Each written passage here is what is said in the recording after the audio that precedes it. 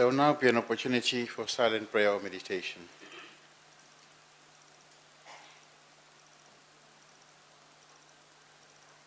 Please be seated.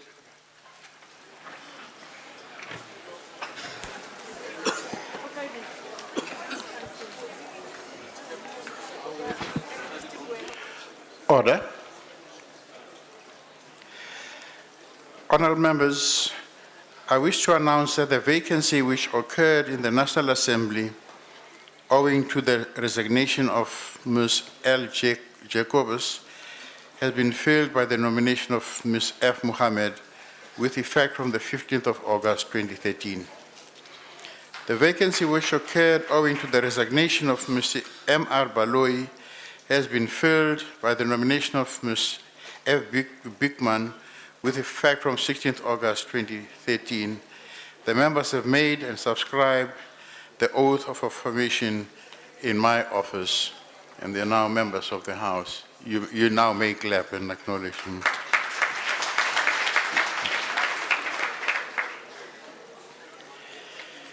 The first item on the order paper is questions addressed to ministers in the social services cluster. Members may press, as you know, the to talk button on their desks if they wish to ask a supplementary question. The first question has been asked by the Honorable D.A. Khanare to the Minister of Social Development. I now recognize the Honorable the Minister. Thank you, Honorable Speaker. I would like to inform the Honorable Member that the Department of Social Development works closely with the Department of Health and other stakeholders to identify poor households and communities that experience food insecurity. In addition, wards which are known poverty pockets or which are beset by social challenges such as substance abuse and unemployment are also targeted. We also respond to media reports that bring to our attention the suffering of individuals in our communities.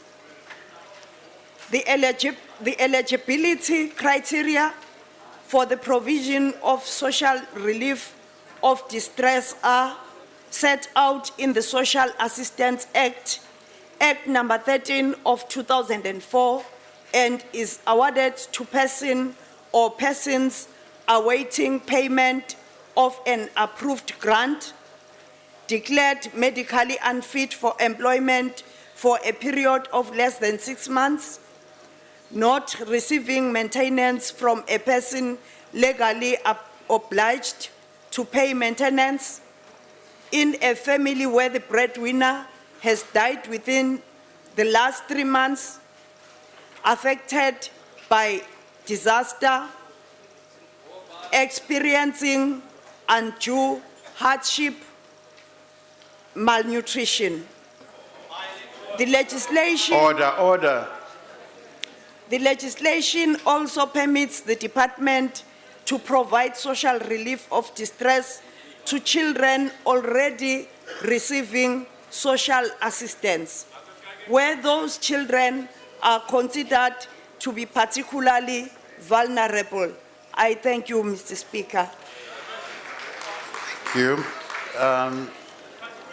Is a supplementary question? Honorable Khanare. Thanks, Speaker. Thanks, Minister, for your comprehensive response. The question, my follow-up question is going to be very simple. We have seen that consistently when there are by-elections or elections, your department goes to a particular area where there are elections and they start distributing food parcels. My question is very simple.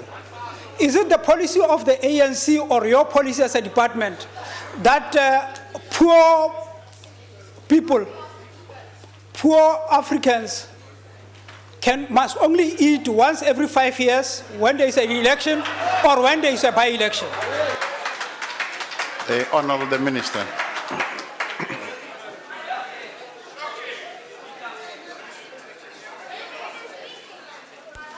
Somlom, ukudistributor ama food parcels asikwenzi ngoba kunama by-election. Sine list esinayo esilandelayo ukhambela zonke indawo bese siba neprogram emva kwalokho. Kodwa futhi kuphathana kabuhlungu ukuthi abantu bethu bathathwe ingathi abanangqondo bacabanga ngezisu. And siyathanda ukuthi wonke umuntu angacabangi kanjalo ngoba ivote noma ngabe ama food parcel akhona noma ngabe awekho abantu bavotela umuntu abamthandayo. Ngiyabonga. Order on members, order. I have on my list the following list of speakers: Honorable Waters, Honorable Ntapane, and Honorable Maglua, in that order. Go ahead, sir. Thank you, Speaker. Speaker, it is quite obvious that the criteria used by the Honourable Minister and her department has nothing to do with the Social Assistance Act. It is whether or not there is a by-election and what is in it for the ANC. It has absolutely nothing to do with the plight of the poor. What the Minister has shown once again is that she is prepared to use and abuse state resources to benefit the ANC. When Luchidi House calls the Minister just says, "How high should I jump?" It is evident that the criteria stipulated in the Act means absolutely nothing to the Minister when the interest of the ANC is at stake. Can the Minister explain to this House why it is that her department only starts delivering food parcels and services where there is a by-election? Thank you very much. The Honorable the Minister.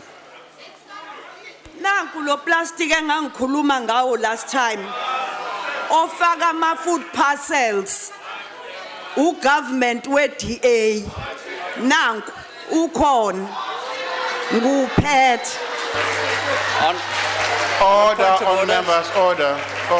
Speaker, on a point of order. Order on members. Yes, what's the point of Thank order? you very much. Speaker, the Minister's waved the bag around before in a few weeks ago What's in the the House. point of order, sir? The fact is the Minister confuses a bag with the emblem of the Western Cape government with that of the DA. Honourable member, that's They're not two a point of separate order. entities. No, Speaker, it's this side of the House, so that side of the House Order on members, order. conflates the party and the state. We don't. And it's Honourable member, about that's time not the a point of ANC order. acted accordingly. Continue, Minister. Ngifuna ukuqala nge-Eastern Cape, nge-Western Cape, ukhombisa ukuthi akusuke ngoba kunama by-elections, must distribute ama grant. Epal, January to August.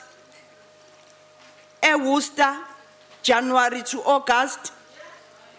George, January to August. West Coast, February to July. Cedarburg, Guguletu, Hout Bay. Guguletu, there were no by-elections. No. Khayelitsha, there were no by-elections. Athlone, there were no by-elections. Otswan, there were no by-elections. Order.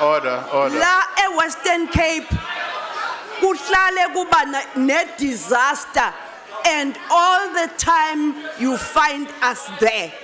So ukuba besikhetha sinika abantu abangasupporti ANC or abantu abasupporti ANC bodwa ngabe asizi lana mangabe kunama floods or kune disaster ngoba indawo ejwayele ukuthi be nama disaster ile iWestern Cape. Order.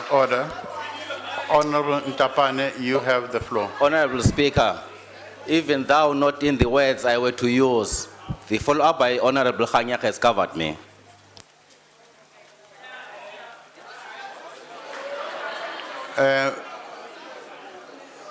You want to respond, Honorable Minister? Phela buye kufanele sikhombise ukuthi siyenza ne research the General Household Survey of 2010 identified an estimated 21.9% of South African households that had inadequate or severely inadequate access to food. And number one wawo is the Northwest. Lapho sino 33.3%. And Northwest kade sayiqala iprogram ebizwa ngokuthi i-Zero Hunger. Sayilauncha the year before last. Ngiyabonga. Honorable Maglua, you have the floor. Dankie agbare speaker. Agbare speaker, dit wil voorkom dat die agbare minister hierdie parlement mislei. Dit kom ook voor dat die minister haar posisie misbruik in hierdie parlement. In Potchefstroom word 3500 pakkies, so wat ons nou vandag hier praat, uitgegee omdat daar election is. My vraag aan die agbare minister is dan, is dit so dat u huidiglik soos wat ons nou hier vergader, kospakkies uitgee in Potchefstroom waar daar 'n verkiesing is? Waarom net in Potchefstroom en oral word kospakkies gegee en mense word omgekoop om vir die ANC te stem? Waarom kospakkies waar tussen verkiesings is? Mr. Speaker, point of order, please. Order on members, order. Yes, sir. Mr. What's the point Speaker, of order? thank you. Point of order, please. When the honourable member was speaking in Afrikaans, he was accusing the honourable minister of A, misleading the House. I suggest that's unparliamentary. Order on members, order. Secondly, Mr. Speaker, he was accusing the honourable minister of bribing people. I suggest that's also unparliamentary. Speaker. Order on members, Honourable order. Speaker, may I address you? I didn't recognize you. Please take your seat. Yes, honourable member. You, Van der Mr. Merwe, Speaker. Van der Merwe. What Mr. what Speaker. point are you rising on? I'm raising in respect of the point of order that the Honourable Deputy Minister took. The Honourable member who was speaking in Afrikaans, and I speak some Afrikaans, that Honourable member did not say categorically that that is the position. He actually said allegedly. Mr. Speaker. Order on members, order. My Afrikaans being slightly better than all of yours. I will order, please take your seat, take your seat. I will study the Hansard and I'll come back with the response.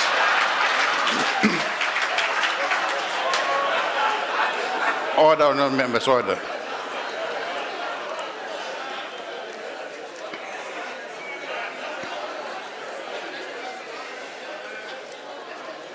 Honourable member, you wish to respond, honourable member?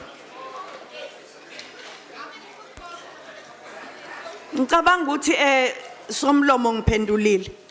Uma ngingaphinda ngikhulume ngizophinda kona ukuthi ama food parcels siwa distributor on the basis of the need.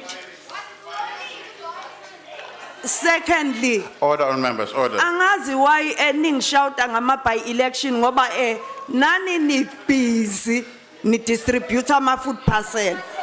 Nanku plastic wenu la. Uplastic wenu lo. So msana ukushaya ingathi anazi lutho ngama food parcel. Asingayenzi nje leyo nto and okubhlungu kakhulu ngalento ukuthi nithi abantu bathengwa ngokudla.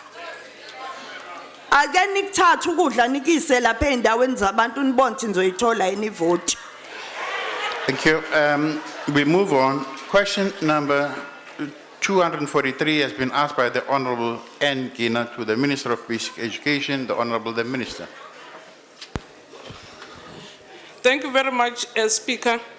Speaker, on progress with regards to Limpopo and the Eastern Cape, Speaker, we can report that the Section 100B intervention in the Eastern Cape has resulted in reasonably good progress in addressing a number of key prioritized issues as presented in the 2011-2012 financial year.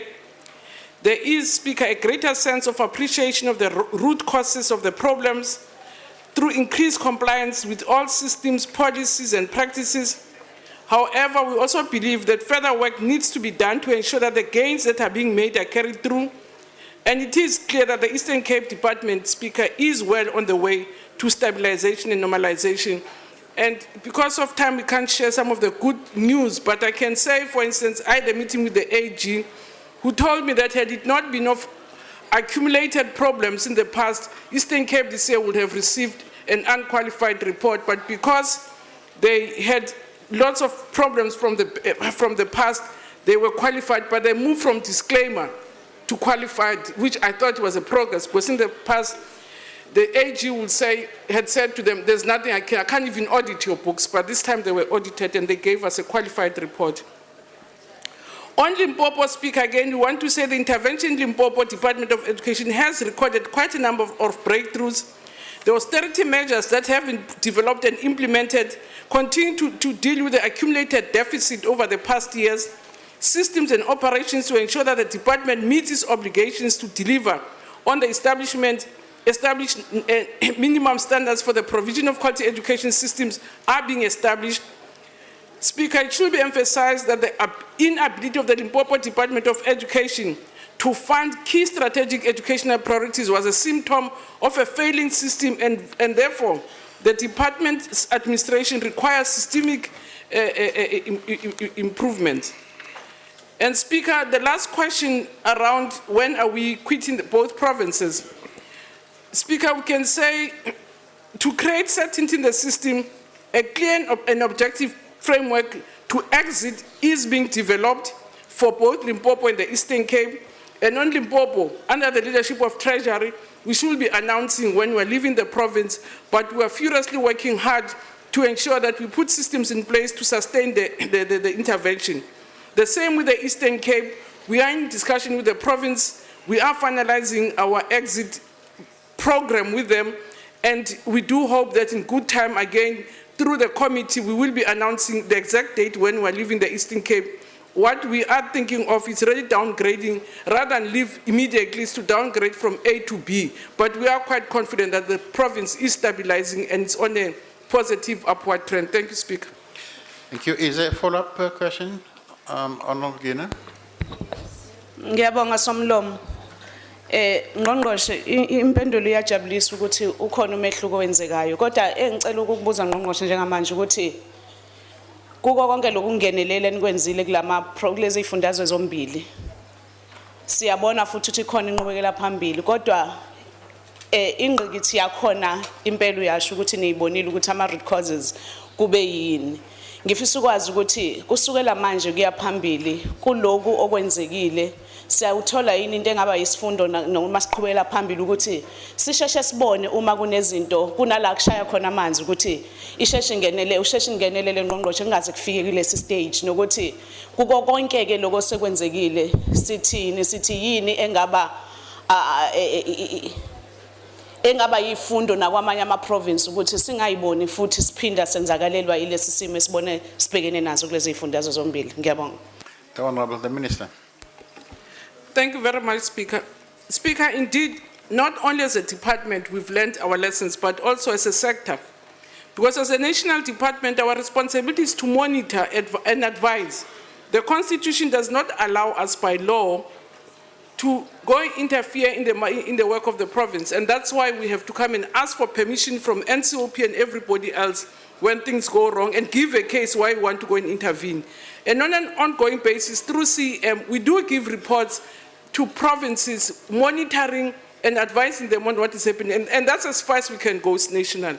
But what this has taught us also, both as us and provinces and national, is to use the reports that are always shared at CEM for provinces to avoid the catastrophe that is in Limpopo. And because of these interventions, provinces themselves have begun to take seriously some of the warning signs, because the problems in Limpopo and Eastern Cape have long been coming, and they've been reported at every CM, but our power as the national goes as far as saying, here's a problem, deal with it. If you don't deal with it, you don't deal with it. That's the unfortunate part of it all. I have the following list of names that appear on my screen. Honorable Waters, Honorable Madisha, and Honorable Lovemore, in that order.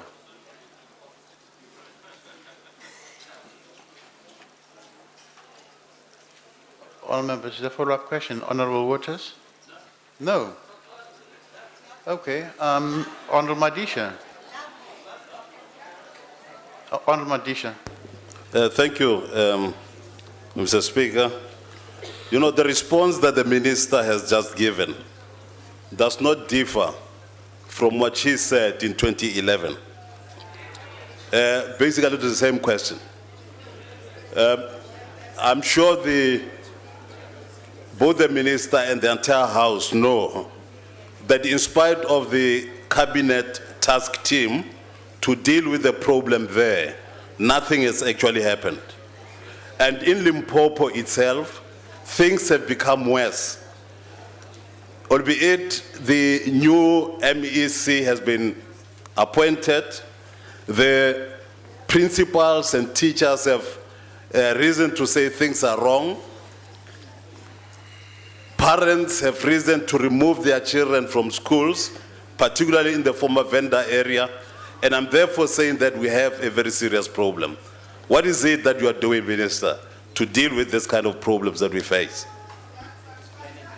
The Honorable the Minister. No, Tate Madisha, we need to be very scientific so that we're also not disingenuous about the points we're making. I've just said to you, I'm not sure what is similar. I've just given you one example, that I met the AG in 2013, who says the province of Eastern Cape has moved from disclaimer to qualified. I've never said that in 2011, so I'm not sure what we're talking about. I can give you lots of examples. In Limpopo, we said in 2011 there were more than 2,000 excess teachers. But now there's less than 100 excess teachers. What is similar there? I can give you a list of examples. So I'm not sure what the minister is talking about. That reasons parents, which maybe I really don't know, but I think the member is just speaking for the sake of speaking. Honestly, I'm not sure what is he comparing between 2011 and 2012. Parents are removing kids from. Let him give me facts, then we can deal with issues factually and not emotionally as a suspect. The last speaker on my list would be the Honorable Lovemore. Thank you, Speaker. Minister, your intervention in my home province, the Eastern Cape, commenced in March 2011. You provided just this morning the NCOP Select Committee with a very positive spin on what you see as your achievements.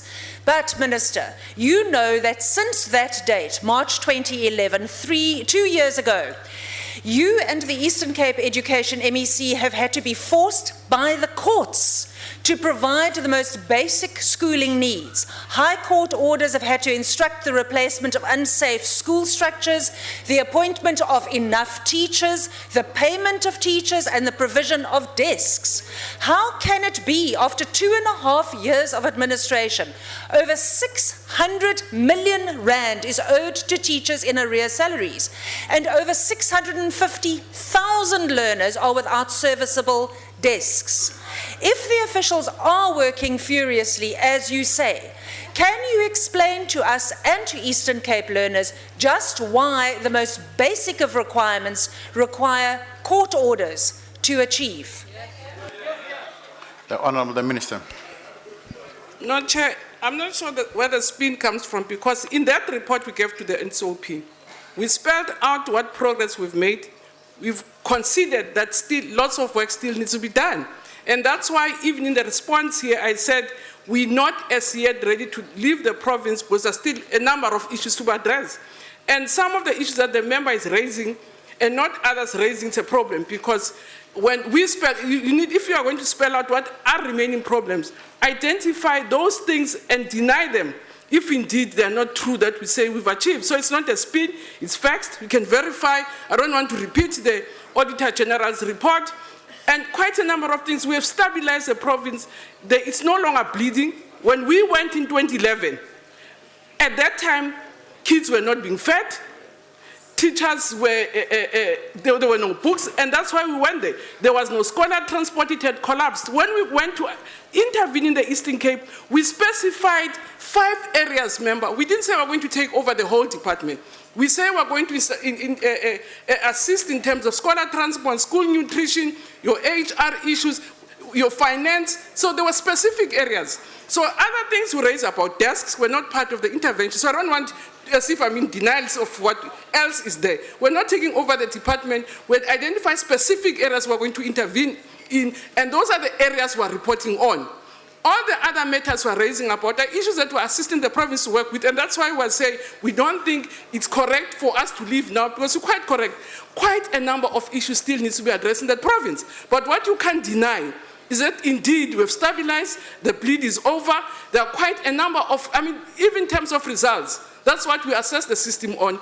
There is an upward trajectory. We didn't deny the fact that not all teachers, there's 27 that has not been paid. Quite a number of cases. If you look at the report, we'll even tell you how many files we've closed, legal files that we have sent our own lawyers to go and assist, but there are still some files which are open. And as I said, the Auditor General says if they were auditing us for 2013, we would have gotten an unqualified report. But because there's quite a number of issues that date backwards, well, they're not even able to give us a clean audit. So meaning that there's still a backlog which is historical, which we have to work with the province to address. So there's no spin about it. It's factual. We've made progress, but we are conceding there's still lots of things that needs to be done in the province. Minister, your time has expired. We move on to question 272, which has been asked by the Honourable Waters, the Honourable the Minister.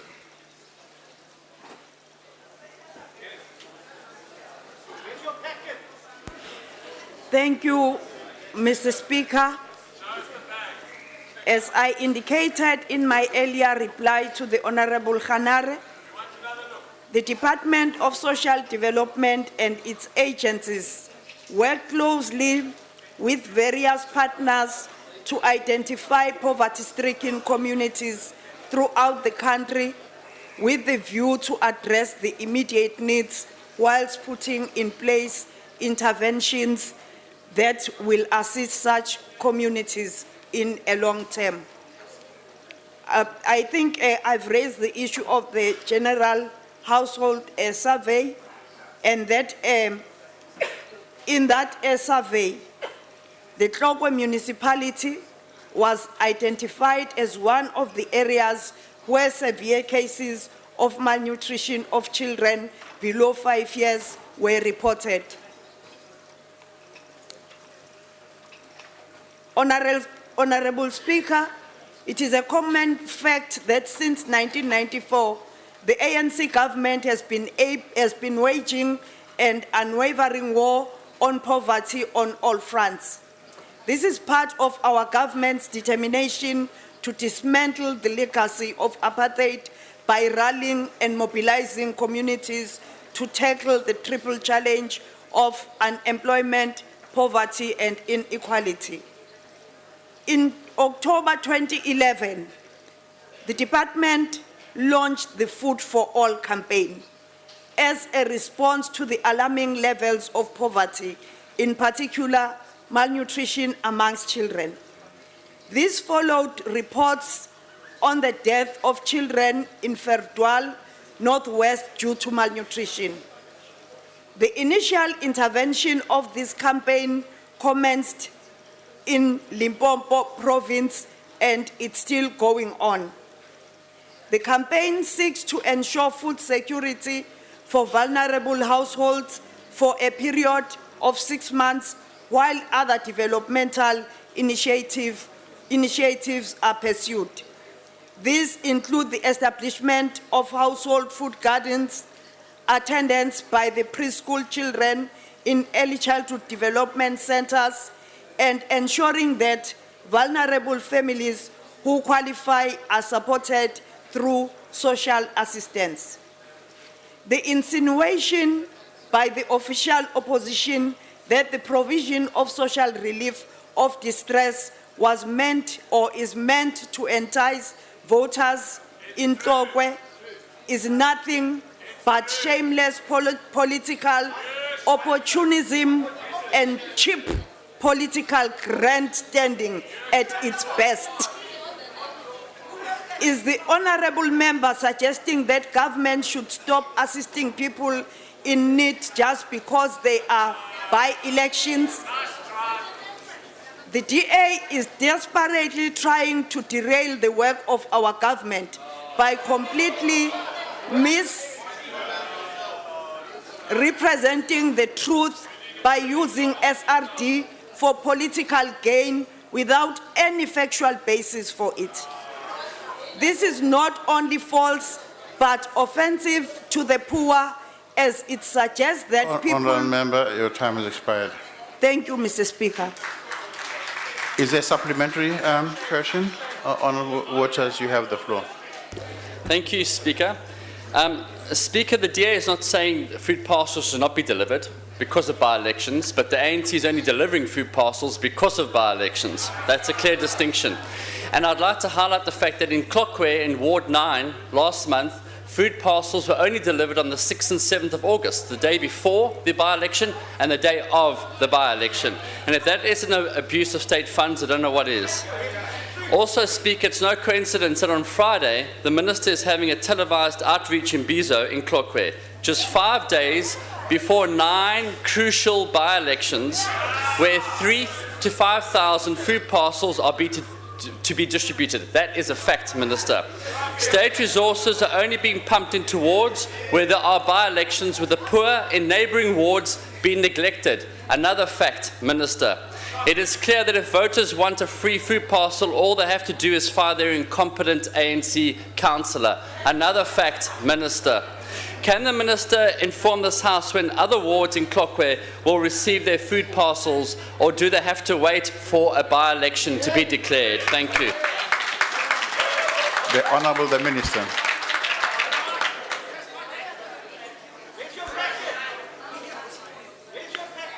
Okay. Akulona iqiniso ukuthi the day before the elections kwakunama food parcels. Akulona iqiniso, and ngine sure because imina engakhuluma no MEC wase Northwest, and lawo ma food parcels ayezo distributwa ama food parcels social development provincini, asina control kuona as a national government. Njengoba singena control kuma food parcels enu as the province.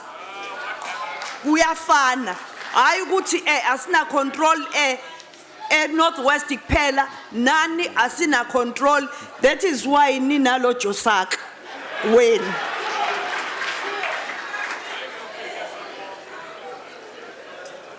and then enye into ukuthi kubhlungu nje because niyabona ukuthi angeke kube kuhle lapha kulama elections ezayo. So senithi aniqale ngendaba yama food parcels. Mangahamba niyofuna abantu be media because abantu balapha ba raise ama problem amaningi. Sithe sizohlala lapha for 6 months. Asikazuhamba. So njengoba kade silapha ya siyabuyela futhi sisazophinde sibuyele, and nizothi senzani, nizothi sescampaignela ama national elections, and nani anwayekile ama program wenu because esiyakuma elections, and nani niyaya eindaweni kuma ward mangabe kuukuthi kuzoba nama by election. Akuyona igovernment ye ANC kuphela eya emawadini mangabe kuzoba ama election. Order, order, members. I have the following list of speakers. Order. Honourable Mafulu, Honourable E. More, Honourable Hanare, in that order. Ke a leboga, Honorable Speaker. Minister, re le baagi ba Bokone Bophirima, re lebogela matsapa a gago le department go bona gore batho ba rona ba kry-a di-food parcel. Batho ba e leng gore ba di tlhoka ebile ba bolawa ke tlala. Potso ya ka ke gore a o tla netefatsa go bona gore ha batho ba rona batho ba ntse o ba fa di-food parcels, o tla ba fa go fitlhelela o bona gore malapa a bone a kgona a na le bokgoni. Ke a leboga. The Honorable Minister.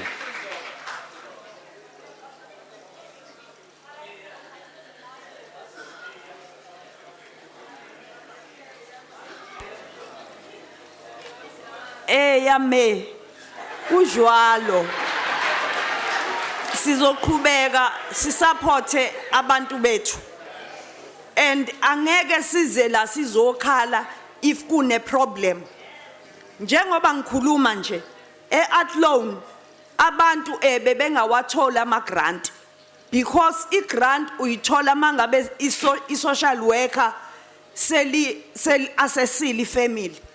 And we had to bring in 40 social workers from other provinces, bazo assessor ama households.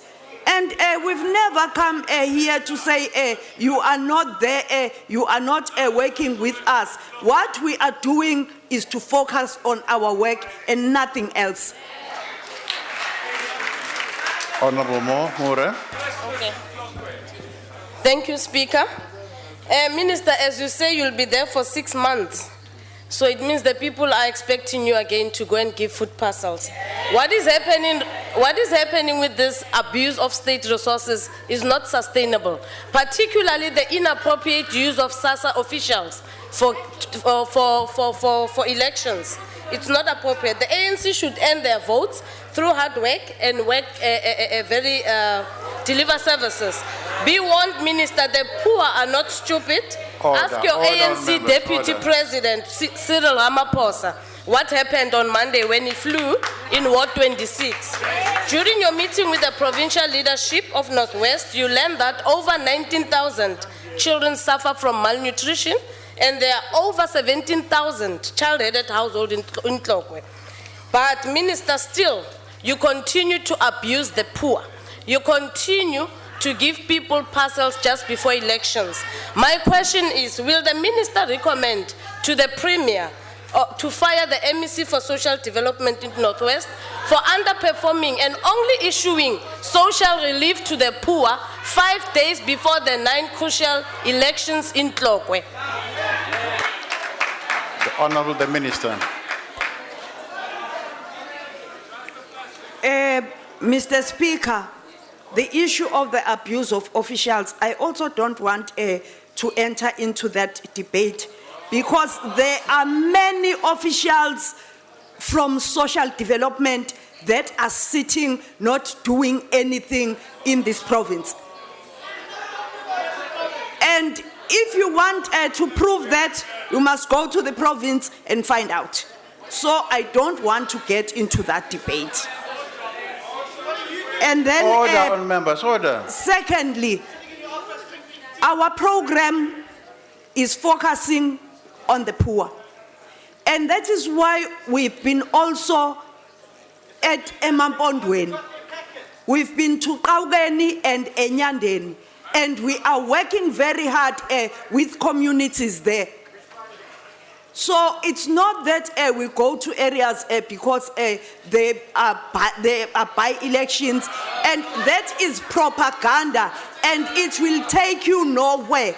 You are also going, as much as we are going to earn votes through hard work, that is how you are also going to earn your votes and your support. And in malnutrition and the problems we are having today, I'm a problem, amadala. Our Kali manje, and even lana, Western Cape, Dorrance, kune problem ye malnutrition. And angeke esihambe sibangumsindo lana about such things. What we are supposed to be doing is to work together because things such as poverty are supposed to unite us. So I don't know why we want to use them as a political football. Thank you, Mr. Speaker. Thank you. Honorable Plenary, you have the floor.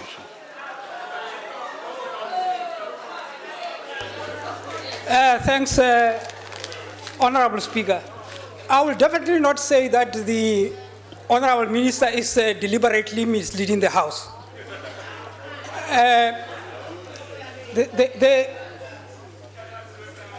The Minister have stated several criteria, including consulting with other departments, identifying poverty pockets and unemployment, etc., as a criteria for her to distribute the food.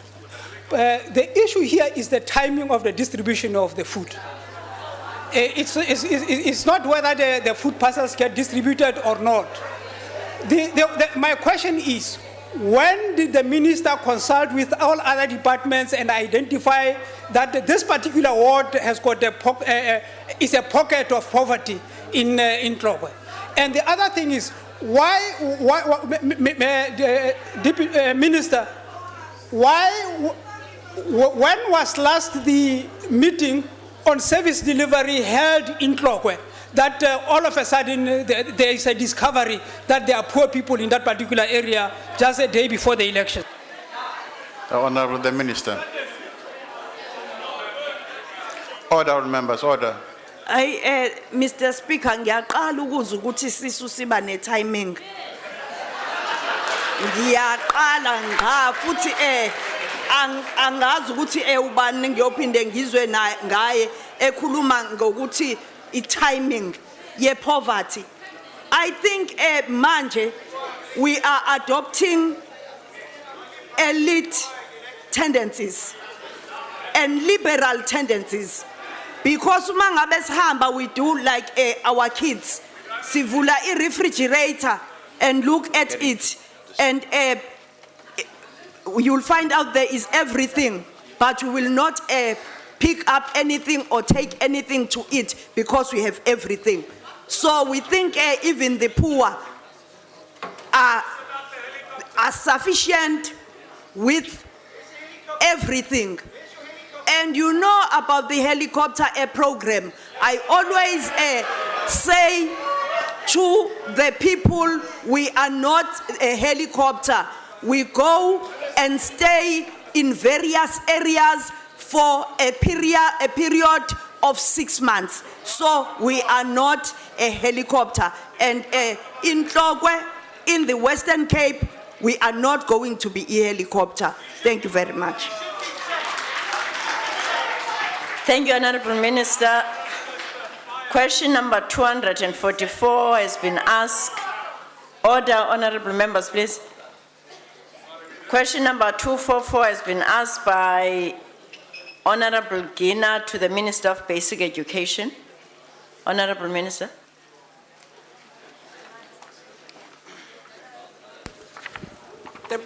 Deputy Speaker,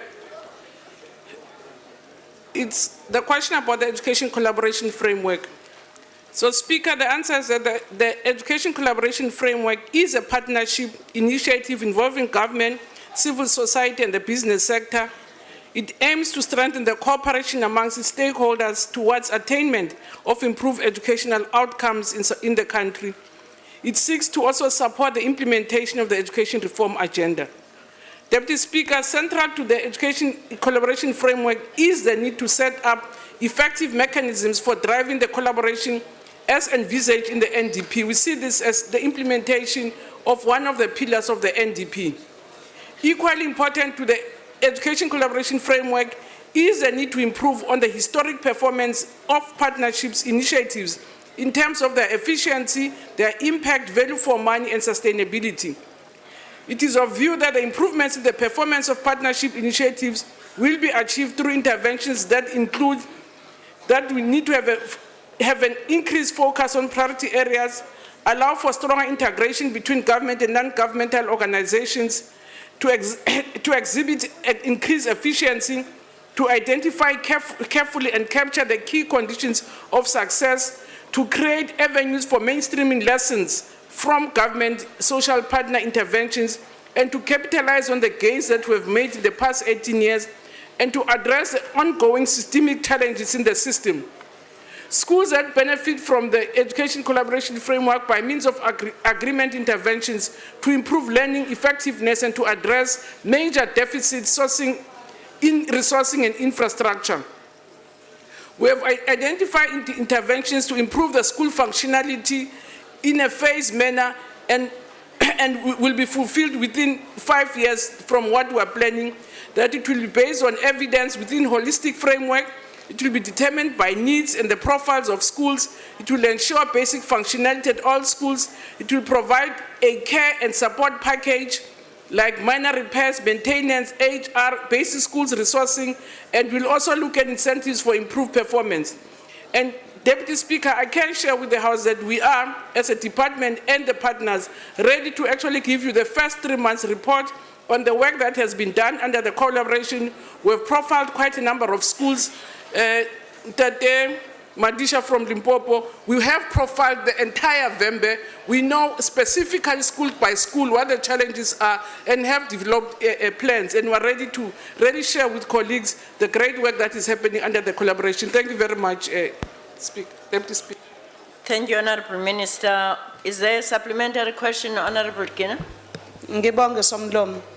Ngqongqoshe, le education collaborative framework esikhuluma ngayo ngqongqoshe sicabanga ukuthi isibeka eqophelweni njengezwe lase South Africa ukuthi ngempela sibone ubudlelwano obukhona phakathi kwasomabhizinisi kanye nomnyango. Kodwa kwengqongqoshe izinto ezinhle njengalezi zike zishayisa uvalo ngesinye isikhathi ekutheni ukugcineka kwazo i-sustainability yazo siyibona ihamba kanjani. Ngishawa uvalo nje mengicabanga indlela yokuthi kubo bonke lama stakeholders ngqongqoshe owabekile, when it comes to the issues of accountability, how are you going to work on that? Who is leading? Maybe are they accounting to the department or because asithanda ukubona into enhle kanje ngqongqoshe inyamalala nje ngoba sekuzoba nempi yombango ukuthi ubani olidayo ubani onama powers amakhulu.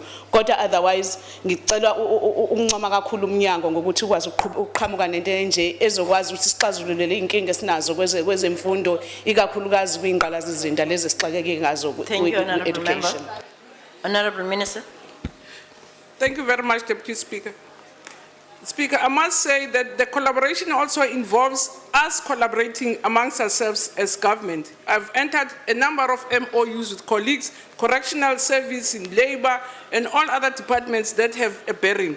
And what we've done, member, is to establish also joint structures which involve, because for instance, where we profiled Vembe, we have a joint structure between the national department, the province itself and the district and the communities, so that when we're finished with the area, then the community and that's why it's collaboration, the community itself and the school and the district will sustain and continue the programs. So we're profiling and developing plans and then expect the key stakeholders to implement the plans.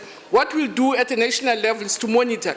And we have ongoing meetings with all the partners almost on a fortnight basis whilst we're running with the process. But as I said, the idea is that at the end of the day, we'll have to leave the implementation to people who have a mandate to implement, which is provinces. So there's no intention to be there forever, but it's to really set the process of reform so that provinces and districts and schools can begin to themselves own the reform process. Thank you very much. Thank you, Honorable Minister. Honorable Smiles. Minister, when you launched the Education Collaboration Trust, you outlined 6 themes on which the trust will focus. Inter alia, you made a call for courageous and effective leadership. Minister, as a leader in your department, South Africans expect you to lead by example because you are responsible for shaping our education environment. But Minister, you have allowed a union by the name of SATU to dictate to you what can or cannot, or what will or will not be done. SATU has dictated appointments and dismissals at most senior levels. It has altered the implementation of competency tests for exam markers. It has delayed any meaningful performance management systems for teachers. It refuses to accept minimum qualifications for principals. Minister, exactly how will the trust facilitate the courageous and Thank you, effective Honorable Member. Your leadership? time is up. Thank you. Honorable Minister. Chair, Member Smiles is ready, just hiding his attack on SATU on the collaboration and just say courageous leadership. I can report with confidence, Member Smiles, what courageous things we've done around the collaboration. I thought that was the issue. As I say, what we've done in the past 3 months, we've profiled provinces, we've called community meetings in implementing the trust. The other story about competency tests, if you're interested to know where we are, I'll tell you where the negotiations are, but those things don't relate to this. As I say, you are now hiding your attack on SATU around and use the collaboration. If you want to ask questions about SATU, what is happening, let's talk about it. But we're talking about collaboration, and I'm saying, indeed, we've been very courageous. We're doing work. I can report on progress. We've profiled more than 8 districts. We've set up structures. We've visited communities. We're responding to what we've picked up, and that itself courage. So courage does not only include competency tests, but it also includes doing the work that we've committed to doing, which is what we're doing. Thank you, Honorable Minister. Are there any further questions? There are still 2 more space. No. The question 245 has been asked by Honorable Makubele to the Minister of Basic Education. Honorable Minister.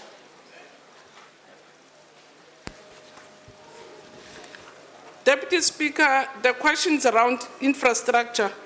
So the answer is, from the information that we have in the system, that for the almost 24,000 schools that we have, a total number of schools do not have, a total number of almost 70% of schools do not have libraries, and 84 do not have labs. And this, Deputy Speaker, does not include the fact that we are saying a library, the main aim of the library is to give kids access to books. So there are other measures, so that what we're talking about, a physical room called a library. But there are measures that provinces have, which for instance include your mobile libraries, your cluster libraries, centralized, your classroom book corners, and also a number of community also libraries which give kids access to the books. So the number just excludes those. In terms of providing physical facility, as a department, we have intensified and worked with our provinces. For instance, through ASIDI, Speaker, I can share with you, since I think July, we've been handing over a school a week in the Eastern Cape. And next week around the 4th, we're going to even hand over 2 of them. So we've been handing over a school a week in the provinces, especially Eastern Cape, where there are big problems. So the provinces have also a program director, through their own initiatives, started launching what they call the 4x4. So I was in the Free State, they launched from their budgets, libraries, labs, computer centers, and those are provincial programs. But what we've also done, Speaker, is to ensure that there is a plan that we are saying to provinces as a sector that in line with the NDP, come 2030, all the necessary infrastructure should be in place. So that plan is there. We're going to publish it on Monday. The other question, Speaker, talks about the training. So we're saying currently teachers who already have an initial teacher qualification can further specialize as school librarians by completing an advanced certificate in education in this area. There are 2 universities offering an ACE program on school librarianship, which is KZN and the University of Western Cape. And according to the Department of Higher Education trends in 2011, there are 164 students that have graduated in library sciences, 399 have are enrolled, and UWC has 27 graduates and the 29 students who have enrolled. There's also a new qualification policy which is in place, the minimum requirements for teacher education qualification. Universities will phase out the old qualification as they introduce a new aligned qualification. So the new qualification described in policy which allow qualified teachers to further specialize as school librarians include the advanced diploma in education, which is at NQF level 7, and the postgraduate education, which is at NQF level 8. In addition, the new qualification policy also allows students who are completing a B.Ed to select school librarian as one of the areas of specialization. And there's you, also a Minister. database Your for the time is up previously now. enrollment in the old qualification. I thank you, Deputy Speaker. Thank you very much. Is there a supplementary question? Honorable Makubel? Yes, Honorable Deputy Speaker. I should firstly thank you, the Minister, for a comprehensive response that you gave to my question. However, I have a follow-up. What are the efforts and/or the initiatives by your department to encourage or incentivize other universities to offer similar programs and learners to be attracted to these studies in future? Thanks. Honorable Minister? Chair, as per the report, we are engaging the Department of Higher Education, but also encouraging the very qualified teachers themselves to take the ACE in librarianship so that they can also switch and take librarianship, but we do it mainly through engagements with the Department of Higher Education. Thank you, Deputy. Thank you, Honorable Minister. Honorable Lavmo? Thank you, Deputy Speaker. Minister, in 2012, 61% of grade 6 and grade 9 learners were found to be effectively illiterate in their home languages. Learners are falling behind with respect to writing and reading by the end of the foundation phase, by the end of grade 3. Teachers are not effectively teaching children to read. Now, a library is potentially of great value, but it is useless if reading does not take place and if reading with comprehension is not ensured. You have detailed numerous courses that can voluntarily be undertaken. They are not mandatory. How will you ensure that every school with a library is educating children to read and to become effectively literate? Honorable Minister? No, Chair, our reading strategy is contained in all the documents that the member has access to.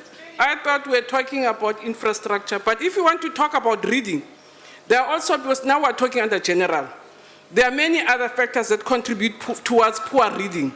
I'll give you an example of a very interesting study, Member Lovemore, because now we're talking general, we're not talking infrastructure, we're talking about reading under general. The interesting study is saying Russia, which scored the highest in pills, has the highest numbers of Russian adults who read.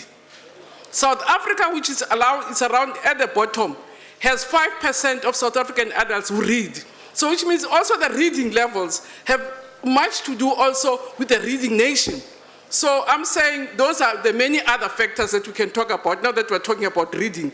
But when we talk about infrastructure, I'll answer, but if you want to talk about reading, let's talk about the different factors that are influenced by books, but also influenced by non-reading nation.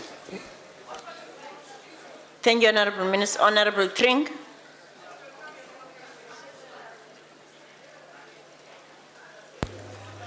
Thank you, Honorable Deputy Speaker. Minister, we understand and we appreciate the work that has been done with the handing over of one school per week, and certainly in the Eastern Cape, and certainly from the side of the ACDP, we want to commend you for that kind of work. However, the recent reports have indicated that within our schools in South Africa, literacy and numeracy in particular have been one of the weaker points where, in compared to our African counterparts, our schools have performed worse than some of our Africa counterparts, despite the fact that we have a larger input into our education than our African counterparts do. A recent survey by the World Economic Forum has indicated that the quality of the education system in South Africa ranks 146 out of 148. So certainly there are challenges. The question is, what is being done to reduce the poor performance, particularly in the area of literacy and numeracy, and to upgrade the standard in our schools? Thank you. Honorable Member. Honorable Minister. No, thank you very much, Chair, and also thank the Speaker. To say indeed, and those, I think the reports that we're quoting are reports that come from the department, can also show with the member that currently as we sit here, our children in the country, almost 7 million of them are writing their annual national assessments, which we are using also as tools to monitor that the strategies that we have put in place are working. So we have put strategies in place. That's why there are book corners, there are book pockets, there are reading clubs. So we're putting different strategies to really deal with the reading issue. But the point I was also making to Member Love more is that for us to improve as a country on reading, it means as a nation we have to read. We are not a reading nation ourselves. So that even in our own homes, our kids are not inspired by us reading. Only 5% of South Africans are advanced readers. In Russia, 95% of Russians are advanced readers. So it shows that it's a national crisis that we all, I think, all of us, become a reading nation so that kids are inspired, there's access to books, there's all sorts of available material, but the school can go this far.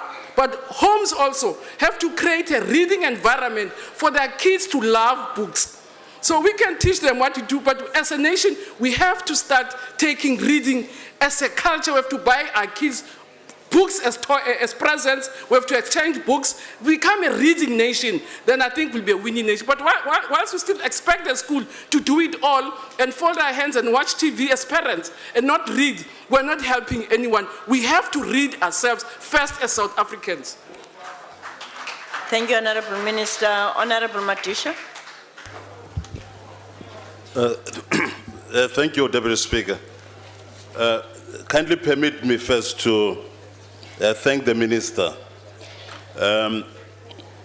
for emphasizing that reading is extremely important. But to further go on and indicate that, albeit that is the case, the issue of libraries, laboratories falls within the total realm of school infrastructure, which, as you know, is a major problem at the moment. We've moved around the country and that has been found to be a problem. Now, in NAME's report, it is indicated that only 8%, for example, have stocked and functioning libraries in the countries. That only 10% have stocked computer centers in the country. That only 5% have stocked laboratories. Are you, Minister, able to respond to that and actually say, of course, if you can't, say, this is the period within which I will ensure that the entire problem is resolved? Thank you, Honorable Member. Honorable Minister. No, thank you very much, Deputy Speaker. We will be publishing next week the norms and standards for infrastructure, which will include those. And we are saying the time frame which the country we think is reasonably feasible will be around the period that has been aligned by NDP. But you are quite correct that our kids' future cannot wait for the NDP. So what I'm saying, we need as a nation, even as parents, as schools, to find ways of dealing with these things. For instance, on maths and science, we are not waiting for the system to roll out laboratories. We are using science kits. We are saying in classrooms, we are not going to wait for the system to roll out libraries. We are using book corners, we are using book pockets, we are using clubs, because our future can't wait until such time that the infrastructure is in place. So the infrastructure is another process, but what we are dealing with is to say, for the now, how do we respond in a way that does not rob our kids their future? And we're saying there are different ways we're doing mobile libraries, book clubs, and all sorts of measures that are feasible and are possible.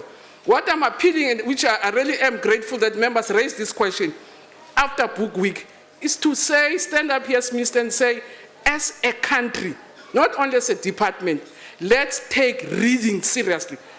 Not read, I mean, you see how people read newspapers from the back, they never buy their kids' books as presents, they buy them cell phones, they won't buy them calculators. There's also a bad culture in the country just around the value of education and reading. So I'm saying, let's use this, let's deal with infrastructure separately, let's focus on that which we can do currently, both as a department and as a nation, because this is a national crisis. It's not only an educational crisis, it's a national crisis. I mean, if only 5% reads, it's a national crisis. Thank you, Honorable Minister. Question number 281 has been asked by Honorable Lothriet to the Minister of Higher Education and Training. I've been informed that the Deputy Minister will be answering question on behalf of the Minister. Honorable Deputy Minister. No, thank you very much. Thank you very much, Deputy Speaker. The strike at Walter Sisulu University lasted 7 weeks as at September 2013. 1,800 university staff members have been on strike for 34 working days, which equates to 61,200 man-day. Deputy Speaker, let me take this opportunity as well and apologize to the nation and the students in particular who have lost valuable academic time during this period. Last month, I led a delegation on behalf of the ministry comprising of the Director General and senior officials from the University Education branch in the department to engage with unions and student leaders in our quest to resolve the impasse. Bulk of our officials' preoccupation over the last 2 months have been on finding solutions so that learning could be restored at the university. I must also add, Honorable Deputy Speaker, that if WUSU was a business, it would simply have been liquidated and closed given its financial status. But given the fact that this is an educational institution of national importance, the government has agreed to rather fight for its existence and support it to turn around and become sustainable. On the 6th of September 2013, the university management and labor unions in HAU and TEU agreed in principle to end the labor impasse. On Monday, the lockout applied by WUSU management after the labor unions declared a strike on the 23rd of July was lifted. Management did inform all students that the lockout will be lifted on Monday, the 9th of September. And yesterday already classes would have resumed. I spoke to the administrator this morning, Deputy Speaker, Professor van Staden, and he has confirmed that learning has resumed. A catch-up plan has been developed that includes the realignment of the academic calendar as approved by Senate to ensure that all lost work is recovered and that a program is implemented to assist students to successfully complete the 2013 academic year. This brings to an end the protracted industrial action which led to the loss of 32 academic days and affected 24,613 students.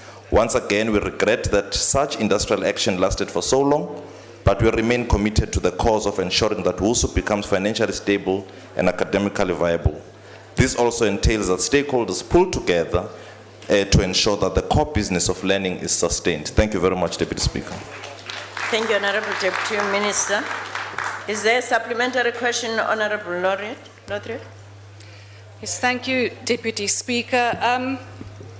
Deputy Minister, I think I would like to today, just like the more than 20,000 students at Walter Sisulu University, ask the question, where is the minister? The students have been asking this question for almost 8 weeks. Mr. Deputy Minister, the problem we have is that the unions on campus have been contributing to this problem, this protracted action, to the extent that students have been prevented from entering classrooms and lecturers who actually wanted to go back to teaching were intimidated so that they couldn't do that. The problem is, however, Deputy Minister, there is a catch-up plan, but these are some of the most vulnerable students that we do have in this country, and that they now have to endure double work is unfair. And I do understand what you say, that you do apologize, but Mr. Deputy Minister, this whole time the minister was quiet, and I would like to ask Thank you, Honorable Member. No. Your time is up. Where is the minister? Honorable Deputy. Deputy Speaker, I did allude to the fact that I led a delegation of senior officials to the institution to engage with the stakeholders on behalf of the ministry.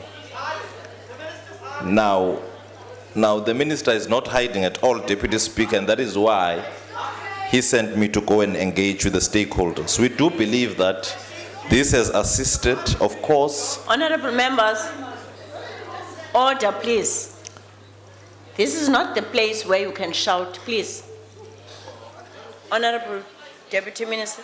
Of course, the consultation processes took longer than we had anticipated, but indeed we have come thus far and we are happy that learning and teaching has been restored in the university. We agree with Professor Lotriet that this was rather unfortunate and unfair to the students, and hence I have apologized both to the students and the nation. Thank you very much.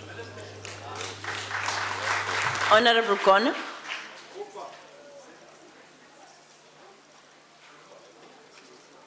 Honorable Kona. Honorable Sengwa, Honorable Kona missed that opportunity. Honorable Sengwa. Thank you very much, Honorable Deputy Speaker, and one welcomes the response by the Deputy Minister.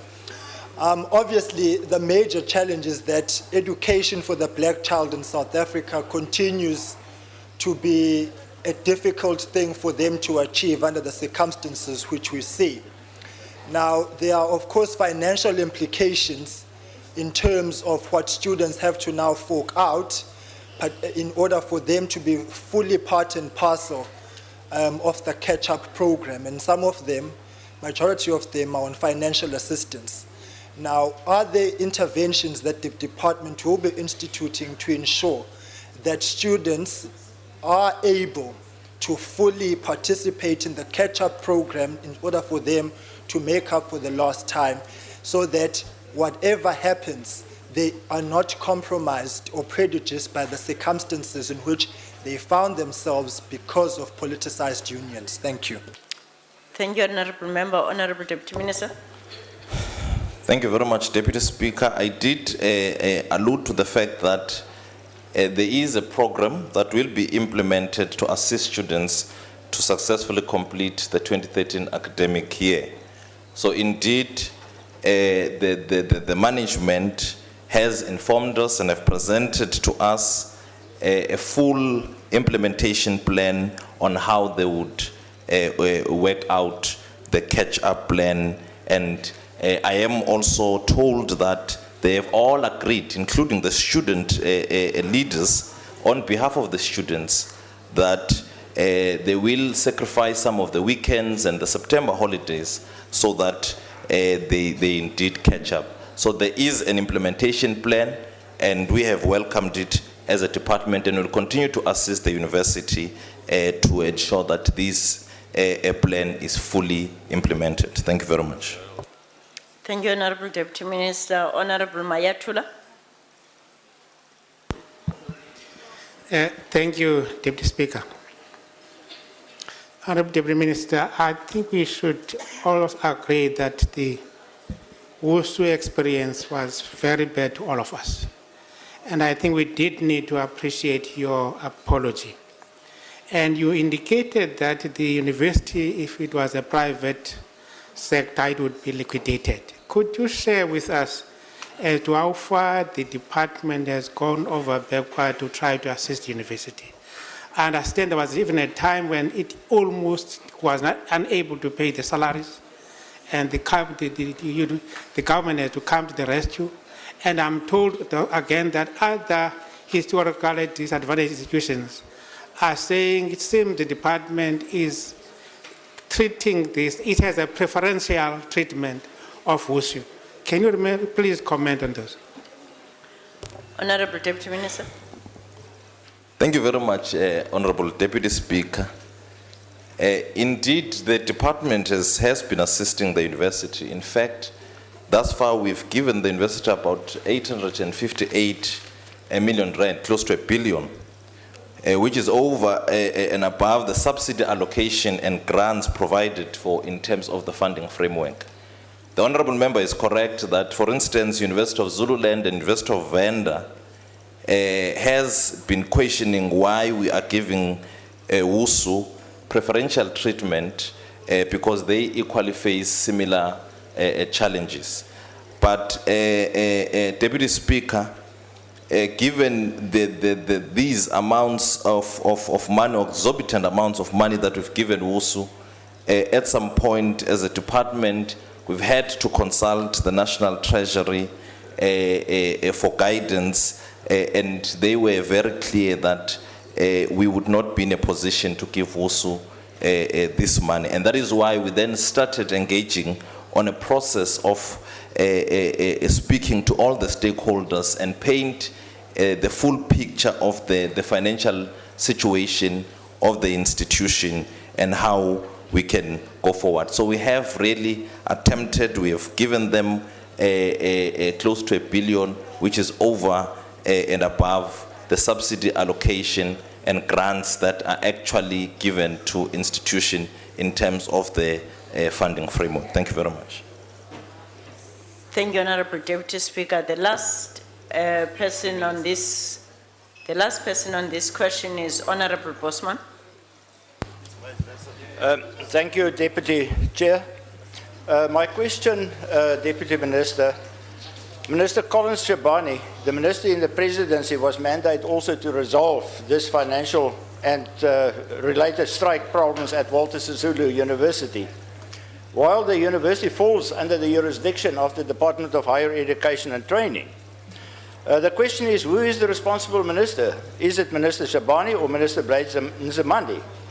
Should Minister Nzimande not have resolved the situation, or is he maybe afraid to act against the trade unions? My question, Minister, has this government continued to kowtowing to the ANC-affiliated unions to the detriment of the student learners of South Africa? I thank you. Honorable Deputy Minister. Thank you very much, Honorable Deputy Speaker. I think Honorable Bosman is confusing issues. I think that the decision of the President to appoint Minister Chabane was merely to reinforce us in the work that we have already been doing in terms of engaging stakeholders in our final attempt to find solutions to the challenges that resulted in the strike. And we do, by the way, appreciate the intervention of the President because with more heads, we were able to resolve the impasse, and we have come to this end, and to date, learning and teaching, as I've already alluded, has been restored based on the fact that there were now more people coming from different angles to try and help us resolve the impasse. So it was not a matter of the minister being absent. We were consulted as a ministry on the appointment or on the decision of the President to appoint Minister Chabane, and he has assisted us a great deal. We appreciate all these efforts because the issue of WUSU was becoming a problem for all of us, and the President could not sit back, considering also the fact that already some of the members of Parliament, chiefs, and all of those had already written to the President requesting his intervention. Thank you very much, Deputy Speaker. Thank you, Honorable Deputy Minister. Question number 291 has been asked by Honorable Banga to the Minister of Higher Education and Training. Honorable Deputy Minister. Thank you very much. Thank you very much, Deputy Speaker. Deputy Speaker, I have been delegated to lead the country's Artisans Advocacy Campaign, and as part of the national rollout of the 2013 Year of the Artisan Program, I hosted a breakfast meeting with life orientation teachers from the Aidujwa and Butterworth districts in the Eastern Cape on the 22nd of August 2013 to start a formal conversation with these teachers on the importance of artisan development in the country. On this occasion, I outlined that the NDP requires that by 2030, we produce at least 30,000 qualified artisans per year, and that currently we as an economy have been producing over the last 5 years an average of 14,000 qualified artisans per year. By this, I was simply demonstrating to the life orientation educators the need to double our output over the next 17 years. Now, being a champion of this important campaign that speaks to both the employment prospects of our youth and economic sustainability of our country, I could not have said 1,400 because I deal with these specific matters on a daily basis. The Honorable Member was clearly not present at this event because I could have acknowledged him, but I wish to invite him to future events so that his line of questioning, which I gladly accept, could be in sync with the facts. This honorable speaker will help the honorable member not to rely on hearsays, because I am certain that I was misquoted by whoever was present on his behalf. Thank you very much, Deputy Speaker. Thank you, Honorable Deputy Minister. Is there a supplementary question, Honorable Mbang? As Deputy Speaker, it's very clear that the ANC targets are very low. The previous government had even more than that of artisans. But the point, Deputy Minister, that I want to ask, will we reach the targets as defined by the National Development Plan? And furthermore, with the capacity of further education and training institution, will we be able to deliver what government is targeting? The worst part of it, Deputy Minister, is that the FETs are not necessarily focusing in producing these artisans. In the main, the majority of students who enroll in FETs are doing social sciences. I'm happy for your announcement today that you have made it clear to the nation that there is a possibility that the ANC might close WUSU. That's why Blade Zimande is busy with the Vavi case rather than WUSU. Honorable Deputy Minister. I can up. So hlanganisa. Honorable Deputy Speaker, indeed we will reach the target, and that is why, amongst other things that we have embarked upon as a department, is the whole issue of declaring 2013 as the year of the artisan. Now, this is an advocacy campaign that I'm leading, and that is why I'm visiting different schools to try and encourage young people to consider taking up careers along technical and artisanal skills.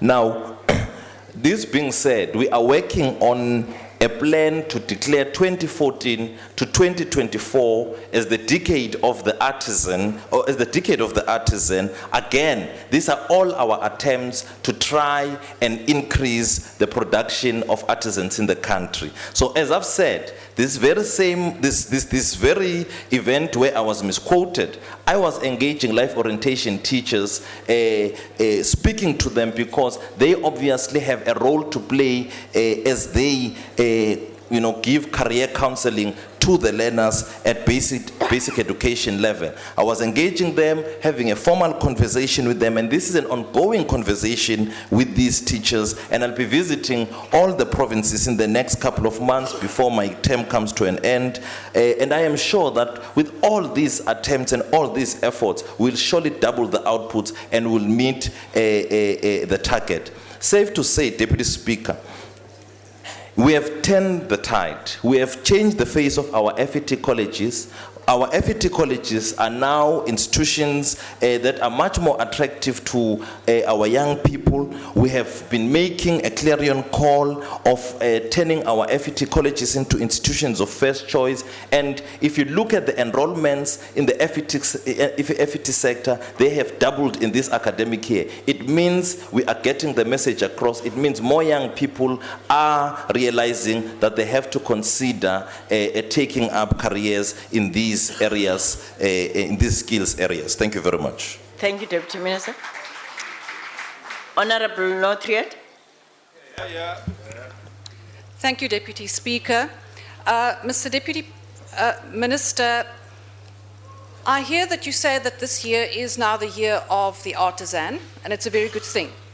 However, if we look at the reply that I've just received today, that with FET colleges, there are an increasing number under administration, from 3 in 2011 to 9 in this year.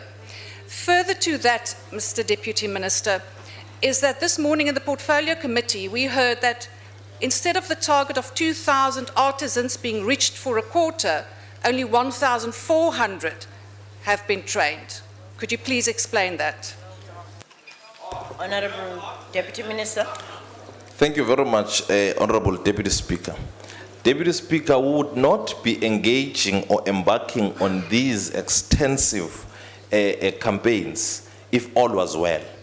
And that is why, given the target that has been set of 30,000 artisans per annum by 2030, We have therefore started embarking on these advocacy campaigns, including declaring 2013 as the Year of the Artist. And the reason why I'm crisscrossing the country, going to the different schools, is so that I encourage young people to consider taking up careers along these skills. Of course, what we are getting when we arrive at these schools, Professor Lottrich, through you, Deputy Speaker, is that young people are not aware of these kind of professions or these kind of skills that we are telling them about. And it means we must intensify the campaign. We must disseminate as much information as possible to the rural areas, to schools, to high schools in particular, because those are the people who are still, or those are the learners who must still make decisions, or who must still make considerations of the careers that they wish to pursue. So I am saying, Professor Lottrich, you are correct. The numbers may be low, but with the efforts, with the strides, and with all these advocacy campaigns that we have embarked upon, we are clearly turning the tide, and we hope that at least by 2030 we would have met the target, if not before. And hence, I am even saying here, without having made a public pronouncement on the issue of the Decade of the Artisan, which is 2014 to 2024, this again is another program that will help us get the message across. Thank you very much, Deputy Speaker. Thank you, Honorable Deputy Minister. Honorable Malale. Thank you, Honorable Deputy Speaker. I think the Deputy Minister has been able to answer the misquotation by my friend, Honorable Banga, on the numbers that the department intends to achieve in terms of artisans' development.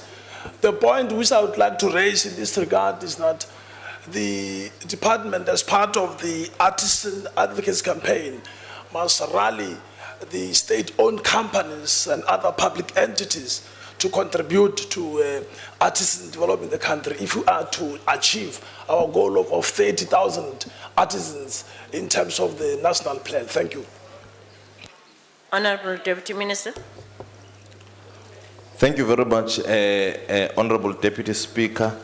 In fact, the Green Paper on Post-School Education and Training and the NSDS 3 does encourage state-owned enterprises to cooperate with our institutions, our FET colleges in particular, in our final attempt to try and increase the production of artisans in the country. I must also say, Deputy Speaker, that I am working very closely with the Deputy Minister of Public Enterprises, Deputy Minister Magwanishi, and we have been visiting colleges, donating equipment, of course, with their entities, Transnet and ESCOM. Just last month, myself and the Minister of Public Enterprises donated equipment at the Vembe FET College and again at the Ekurhuleni West FET College. So we're working very closely, Honorable Malale, with the Department of Public Enterprises and with state-owned enterprises in line with the provisions of the Green Paper on Post-School Education and the NSDS 3. Thank you very much. Thank you, Honorable Deputy Minister. Honorable Malham.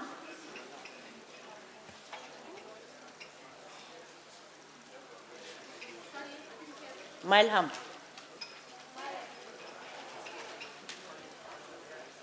Not here, okay.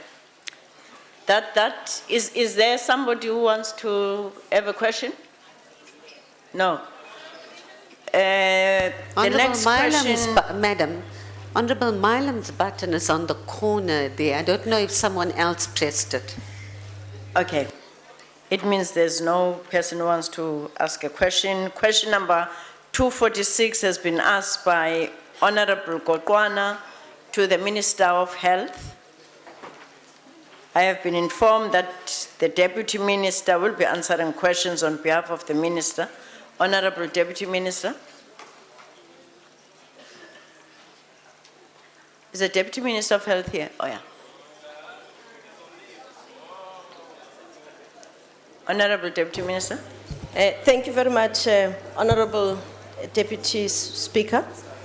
The Department of Health continues to make a case for increasing the production of health professionals and has engaged with various stakeholders, including the deans of health sciences faculties on the issue. The deans have supported the call to increase the intake of medical students. In 2012, 5 universities expanded their intake by 220 students, and in 2013, 7 universities expanded their intake by an overall 327 medical schools.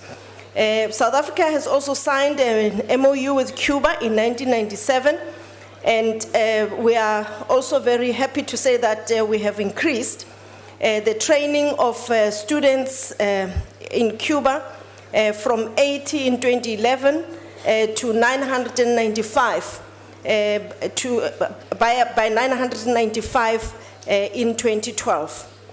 In collaboration with the Departments of Home Affairs and International Relations and Cooperation, the health sector also facilitates the recruitment of foreign health professionals through government-to-government agreements with the purpose of providing health services in different underserved areas in South Africa. Currently, health professionals from Cuba, Iran, and Tunisia are employed in the public health system over and above those that come directly from various European and other countries.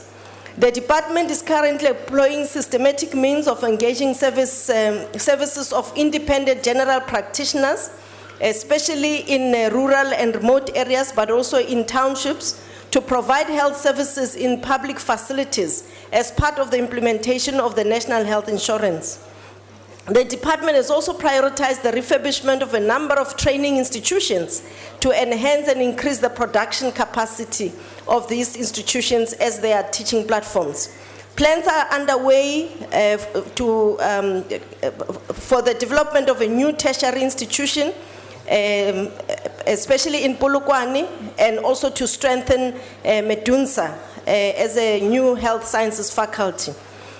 In terms of whether these factors will improve life expectancy of South Africans, indeed, we are continuously encouraged that South Africans have adopted good, healthy habits through regular, healthy lifestyles, and we also encourage that some of the medical aids have used very innovative ways to encourage these. But we continue to call on South Africans to look at promoting physical exercise, health education, to also limit alcohol use, and to stop smoking, and also to ensure good nutrition and the reduction of salt in the food products. All these initiatives will ensure that, yes, whilst we increase the number of health professionals, but we limit their service to South Africans to those diseases that are preventable. We are happy that life expectancy of South Africans has increased over the years, and we are well poised, working with all of us to achieve the NDP goal of a minimum of 70 years of life expectancy. I thank you. Thank you, Honorable Deputy Minister. Honorable Khanare.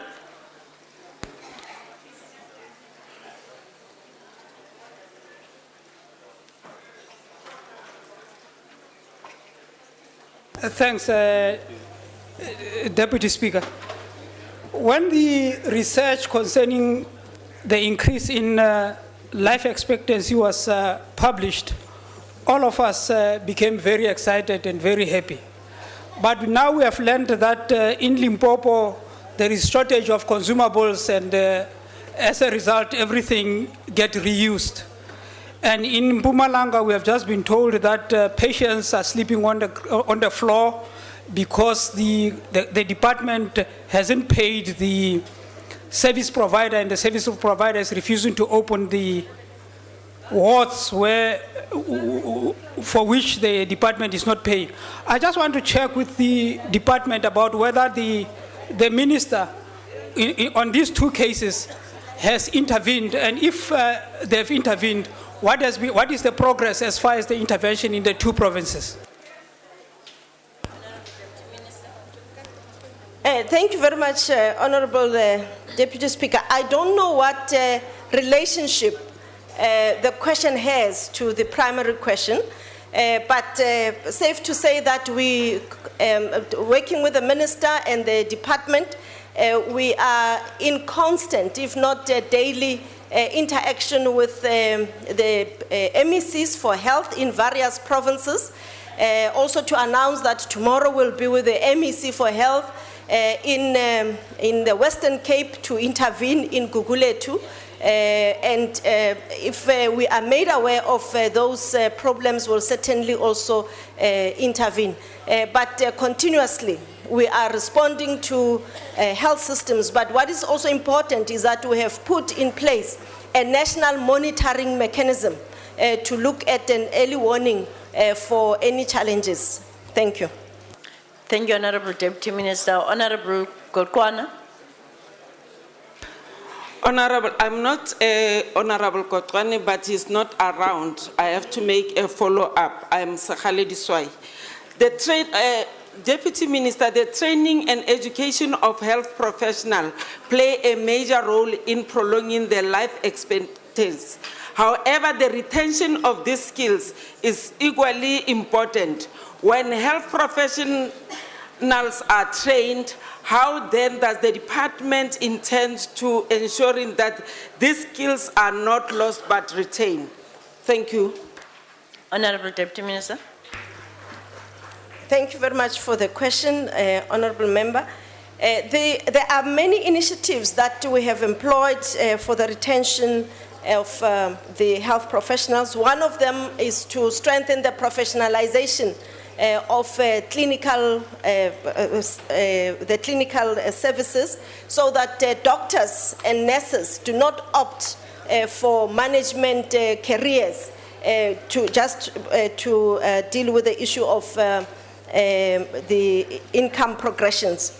And in this regard, we have introduced the OSD and with quite successful results, and we are also busy revising and reviewing this intervention. The second issue is that we have also introduced a community service for doctors, and we are extending this to other professionals as well. And lastly, to say that they are, for the Cuban training program, the training of these doctors, as well as others in the South African medical schools, are linked to bursaries in those specific provinces, so that the graduates commit themselves to go and service the needy and remote areas in those particular provinces. So those are some of the initiatives that have been employed to retain these health professionals. I thank you. Thank you very much, Honorable Deputy Minister. Honorable Kopane.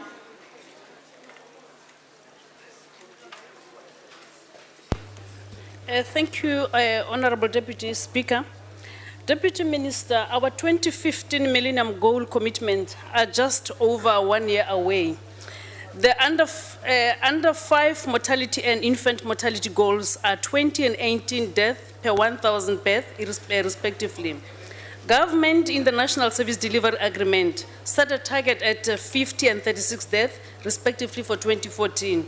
Government aimed at low and is hitting their mark. The maternal mortality goal is 38 deaths per 100,000 lives, and the last full statistics show that we have increased from 310 to 333 deaths. We are set to miss all these 3 crucial goals. Irrespective of all the initiatives that we have just mentioned today, Deputy Minister, the reality on the ground is that there are clinics, there are hospitals that there are shortages of these medical professionals on a daily basis. Now my question is, has the ministry delays is increasing the number of health professionals not contributed to the spectacular failures that I just mentioned? Thank you, Honorable Member. Honorable Deputy Minister. Thank you very much, Honorable Speaker.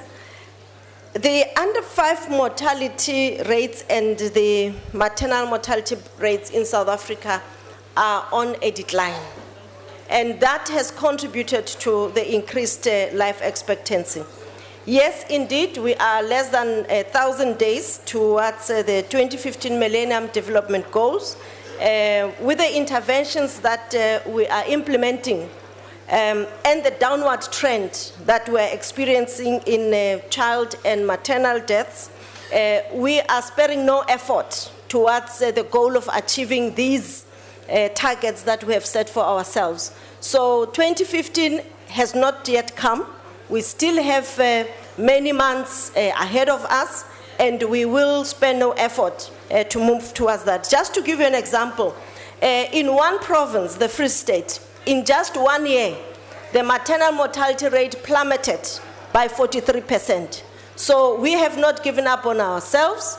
Yes, we started at a very high level, levels of maternal and child mortalities, but we are on track to still move towards achieving those targets. We will count our success finally when we have arrived. Thank you. Thank you, Honorable Deputy Minister. The next question from Honorable Stole to the Minister of Human Settlement. The Honorable Minister. Thank you. Thank you, Deputy Speaker. With regards to the question that the member has asked, we have, Deputy Speaker, of course, introduced various housing programs that would meet, of course, the different and very diverse needs that we have in South Africa. We do continue, Deputy Speaker, to roll these out in the various programs that we have, and they entail the provision of housing subsidies that we give mainly to the very poor people in this country. We do so by making sure that the provision of service sites that we have around the country, in particular for the informal settlements, need to be attended to. We also look at the rural housing loans that we give to many of the different areas. We also, Deputy Speaker, have a program that deals with the people's housing process. And that process entails the promoting self-help participation, where many of our people are very eager to participate in. And then, of course, we have the program that deals with the finance links subsidy in the country.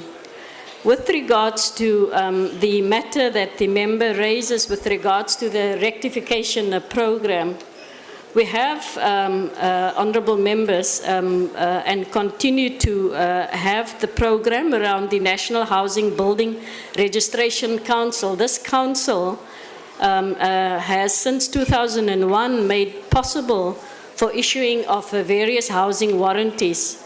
Now, the registration of all the houses that we have, and to date, all these housing projects, they are compulsory.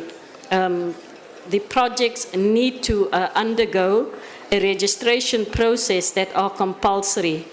The National Housing Building Registration has a legal obligation in this country to take contractors and, of course, their developers, if they want to, they may do so, to take them to court if there are any violation of any building standards.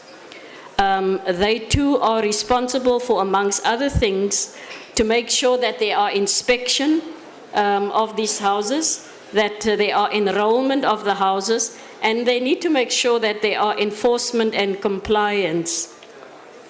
With regards to the rectification further, in the country, the rectification budget that we have set aside has been capped at 10% of the provincial budgets.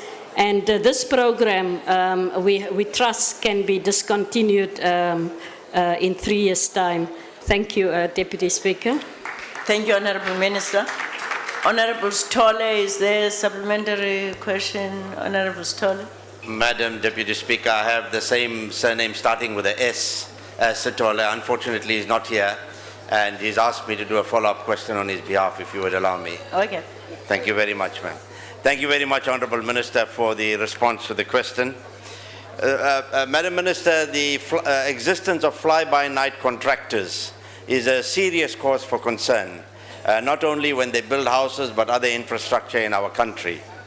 And I wonder whether you are in a position at this moment in time or later on to furnish us answers on whether you can quantify the losses that have been incurred by the state when they have had to rebuild houses that were built before, and how many such houses have been built, and whether or not you can give us the names of those contractors, because they may be serial offenders in working in different provinces, trying to engage themselves in building work for the departments when they do bad work in one province.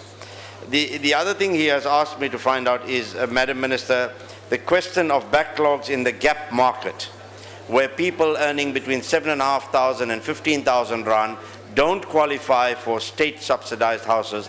What kind of progress is being made in that regard to assist those persons? Thank you. Thank you, Honourable Member. Honourable Minister.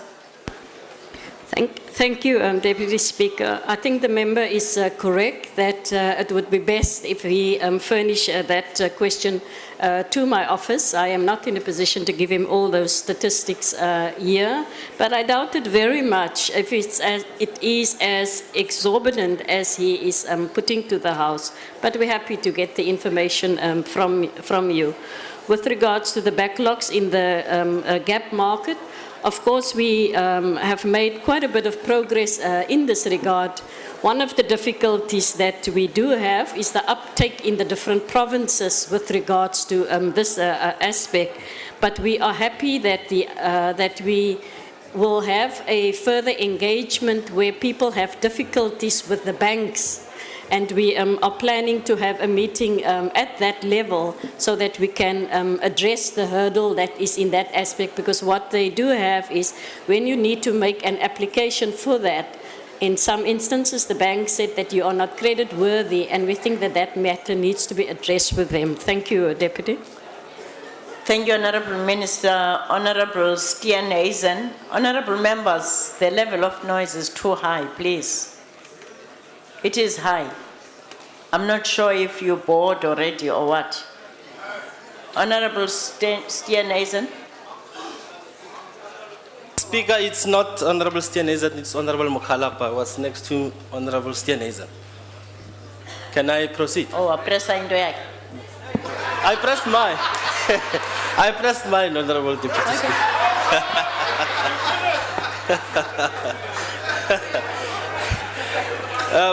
Thank you very much, Honourable Deputy Speaker. Honourable Minister, I'm sure you are aware that low-cost housing has become a get-rich-quick scheme for fly-by-night contractors at the expense of the poor.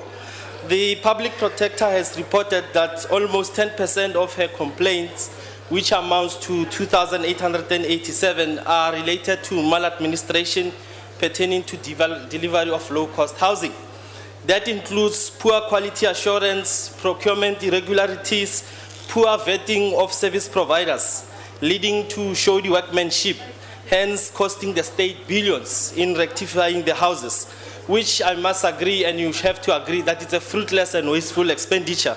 My question is, what concrete steps has the Minister taken to guarantee that contractors and individuals who provide substandard low-cost housing through state contracts are never employed by the state again? Thank you very much.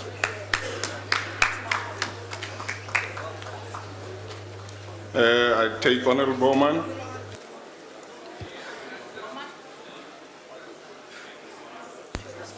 Supplementary question, Honourable Bowman. Yes, I'm here. I think the Minister was going to reply to a question. Oh, she has not replied. Honourable Minister. Chairperson.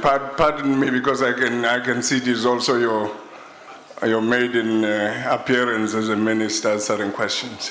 You will pardon me, I know that. Honourable Minister, continue. Thank you very much, House Chair. I was waiting for you to clap as you said it's my maiden speech. May I pause? Thank you very much, House Chair. With regards to the question that the member from the DA has put, I think that two answers on that. I think it is a well-known fact that the department has engaged the SIU on this matter of where any corruption are in the department, and we will continue on that path. I think secondly, I did answer earlier on what steps we have put together ourselves to deal with if there are any problems with regards to any shoddy workmanship. Thank you. Thank you, Honourable Minister. Honourable Bowman. Thank you. Minister, we welcome you here this afternoon. And may I just say that on the rectification program, you have the support of the ANC. And my question would be regarding that we have two periods of time for rectification. We have the period before the NHBRC and after the NHBRC. Can I ask you whether your department has done a proper audit of how many houses are needing rectification pre the NHBRC, which is 94 to 2000, and after 2000, which is 2000 to currently? And I ask this question because you talk about the province's budget being capped at 10% in order to deal with the rectification, and that the program will end in 3 years' time. And I'm asking whether the audit then has revealed the number requiring rectification and whether, in fact, the finances are going to be able to meet Honourable Minister, the budget. Honourable Member, your time has expired. Honourable Minister. Thank you. Thank you very much for those sentiments, Honourable Member, and indeed also on what you have said on the rectification. Indeed, we have done this audit. We are very happy to give the figures to you outside of the House. But I want to stress and say that we are confident that the new programs that we have entered into, and that is to have a new model of away from the type of houses that we were accustomed to. A great part of investment has gone into that, and therefore we think it's the right direction that we focus on making sure that the entity that is there spends sufficient time to make sure that we do not have these problems even now as we're speaking, instead of focusing on many years ago of a continuation of looking into a rectification program, and hence the capping that we've given to the provinces. Thank you, House Chair. Thank you, Honourable Minister. Can I have then Honourable Botha? Thank you, Honourable House Chair. Minister, let me congratulate you first on your appointment. The question I'd like to raise is, given the stated intention of government that the provision of low-cost housing is to assist with the reduction of poverty and the improvement of wealth for the poor, does the minister believe that without the transfer of the title deeds to those recipients of the low-cost housing, wealth can be created for those poor people? Because they cannot use that house as a collateral without a title deed. Secondly, what is the percentage of your departmental budget that is being spent on a rectification program? Given that you have been, Minister Tokyo Sekwale showed us last year. I remember your time has expired. Thank you. Honourable Minister. Thank you very much, House Chair. Certainly the first question that the member asked is a new question, and I'm happy that he can send it to my office. Thank you. Thank you, Honourable Minister. We now come to question 241, asked by Honourable S.Z. Ntapani to the Minister of Health. Honourable Minister. Thank you very much, Honourable House Chair. I will answer on behalf of the Minister. The department is providing input into the investigation conducted by the National Consumer Commission and will deal with the gaps as identified during this investigation on the meat industry's mislabeling of meat products. The report will also help the department to deal with areas that need to be prioritized to ensure greater compliance. The department continues working with provinces and municipalities to develop norms and standards for consistent monitoring and enforcement of food legislation, as well as communication strategies targeting different audiences in the community, including consumers. On the second question, the department is collaborating with the sister departments of agriculture, fisheries and forestry, as well as trade and industry, to come up with a multi-pronged action plan which will address, amongst others, the challenges identified as a result of the overlaps in the legislative mandate. The proposed action plan, recommended action plan, was shared with the joint portfolio committees and will be submitted for consideration by Cabinet. The compliance with labeling legislation is part of the inspections of food premises, including labeling of food suppliers, and it is incorporated as part of the municipal health services in line with Section 25(2)(f) of the National Health Act. Some of the resolutions from the Salga Summit focused on the challenges faced by municipalities in terms of strengthening their environmental health services in South Africa. The summit concluded with, amongst others, the resolution that municipalities needed to prioritize these services in their integrated development plans. The resolutions were adopted by Salga NEC in August 2013 and being shared with other stakeholders, including ourselves. We will continue strengthening our monitoring and support instruments to municipalities and provinces in ensuring compliance with these regulations. I thank you. Thank you, Honourable Minister. Is there a follow-up question, Honourable Ntapani? Thank you, Honourable Chairperson. Thank you, Deputy President, Deputy Minister, for such a response. Deputy Minister, this incident happened a very long time ago. And when it did happen, there was a huge outcry from the consumers.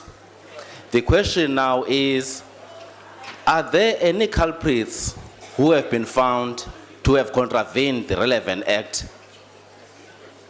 And what is happening if there are any? If there are no culprits found, what does the department think about prosecuting those who have contravened the act? Thank you, Honourable Chairperson. Honourable Minister. Thank you very much, Member Ntapani, for the follow-up question. My understanding is that this question relates to the findings of the Stellenbosch University study on food control. The study showed mislabeling of meat products, which will mislead and greatly offend those who do not eat such meats. Of course, for those who are allergic to any meat products, be it beef, mutton, chicken, or any other that relates to mislabeling, these will cause problems such as allergic reactions. Up to so far, no such incidents have been reported to us. And secondly, as I've said, let us not preempt the investigation of the National Consumer Commission. Let us together follow up the outcome hereof. And should there be any culprits identified, we will work with the relevant agencies to ensure that the appropriate steps are done. Thank you. Thank you, Honourable Minister. Here on my list, I have the Honourable Kopani, followed by Honourable Ngobo BT, and then Honorable Stain, A Stain. Thank you, House Chair. Honorable Deputy Minister, the food control mechanisms are characterized by fragmentation of authorities and legislation and lack of coordination between the department that you just mentioned, that is the Department of Health, Trade and Industry and Agriculture. And sometimes there are limited capacity, adequate scientific input with regard to the decision making regarding the making processes, and also lack of financial capacity and human capacity.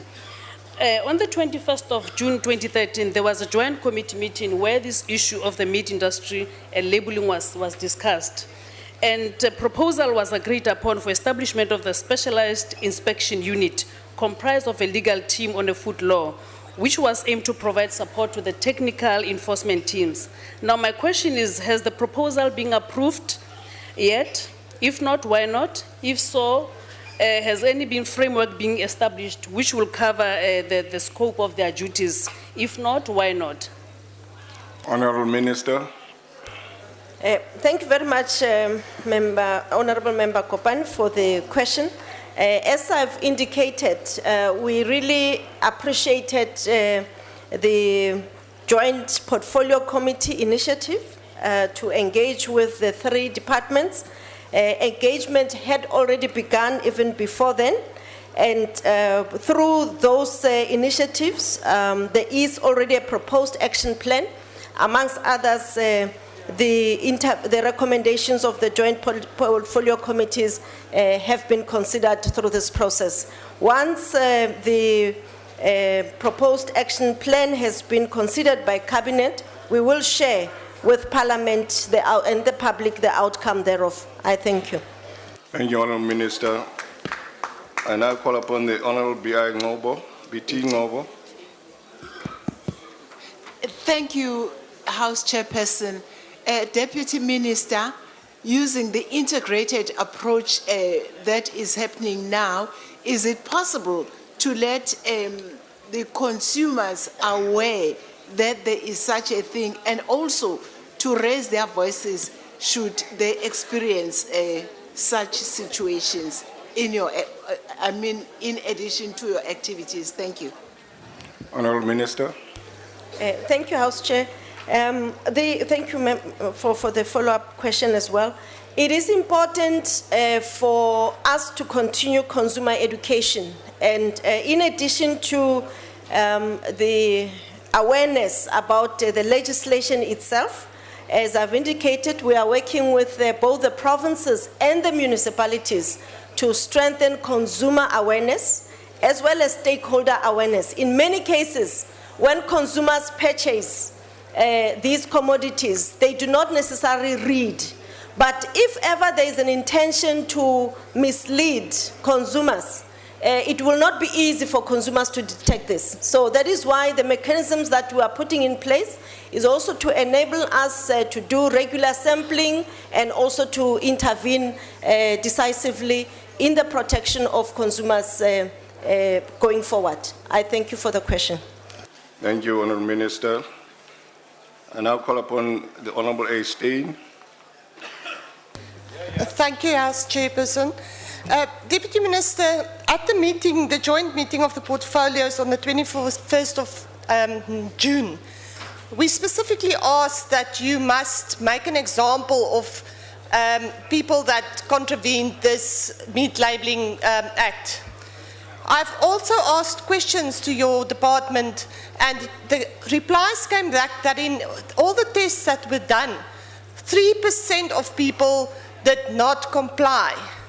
When are we going to see action? We know about the plan that now must go to Cabinet, and then Cabinet will sit, and then something might happen maybe in 5 years. When will we see action on this?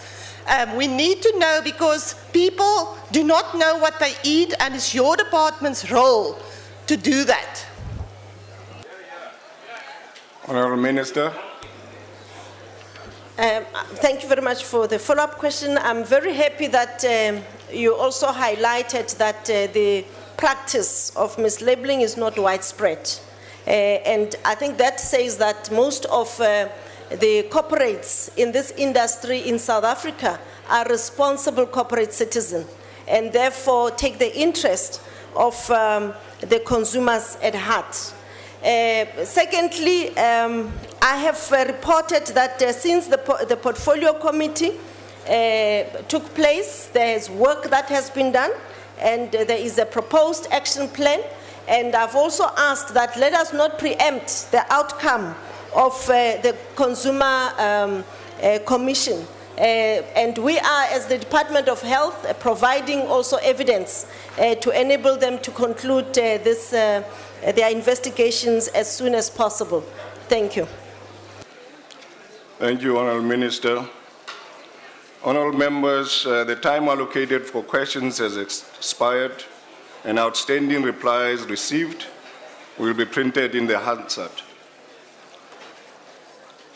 I now call upon I recognize the Chief Whip of the Majority Party. Honourable Chair, I move that the precedence be given to the order of the day, which is consideration of the recommendation of the person for appointment as Auditor General. Thank you, Chief Whip. Are there any objections?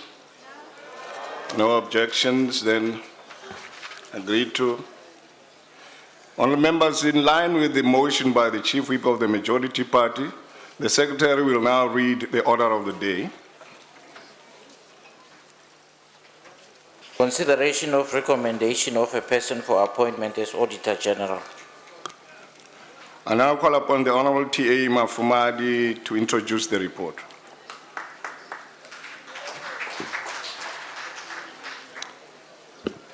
Thank you, Honourable Chairperson, Deputy President, Honourable members, ministers and deputy ministers present here. Honourable Chairperson, Section 193, subsection 5A of the Constitution provides that the National Assembly must recommend for appointment by the President persons nominated by a committee of the National Assembly, proportionally composed of members of all parties presented in the Assembly. In terms of Section 6, subsection 1 of the Public Audit Act number 25 of 2004, the Speaker must initiate the recruitment process whenever it becomes necessary to appoint a person as Auditor General. As a result, the Speaker, in terms of Rule 214 of the Rules of the National Assembly, ensured that the establishment of an ad hoc committee that was approved by a resolution of the House in the sitting of the 4th of June 2013 to prepare for the process of filling the upcoming vacancy of the Auditor General, as the term of the office of the current Auditor General, Mr. Terence Nombembe, expires on the 30th of November 2013. Honourable Chairperson and honourable members, in terms of the resolution of the House, the ad hoc committee is expected to report to the House on or before the 20th of September 2013. Secondly, the committee was and is expected to prepare and determine an open, transparent, and a fair process to identify a person or persons to fill in the upcoming vacancy of the Auditor General of the Republic of South Africa. Last but very important, the committee is expected to make a recommendation of a suitable candidate or candidates to occupy the position of the AG to this House.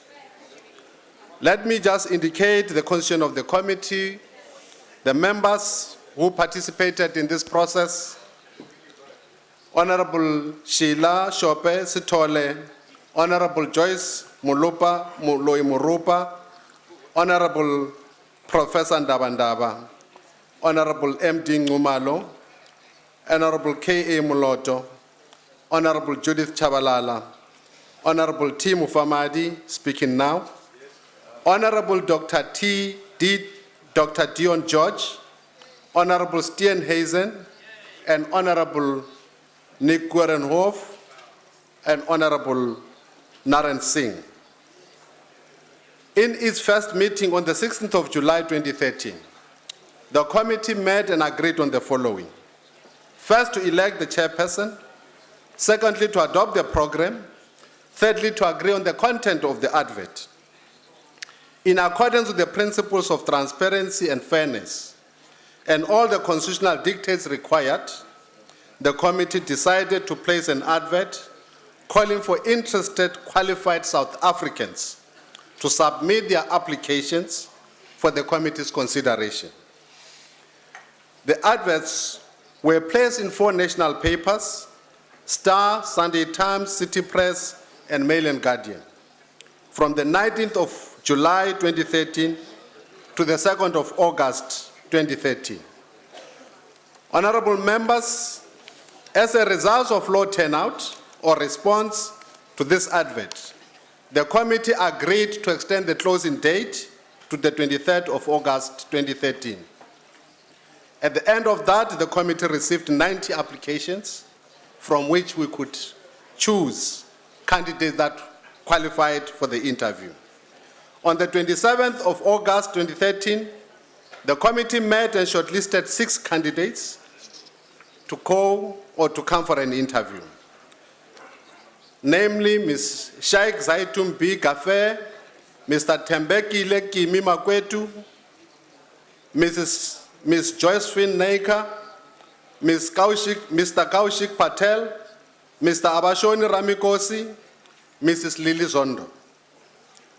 The committee agreed to subject all these 6 candidates for an interview.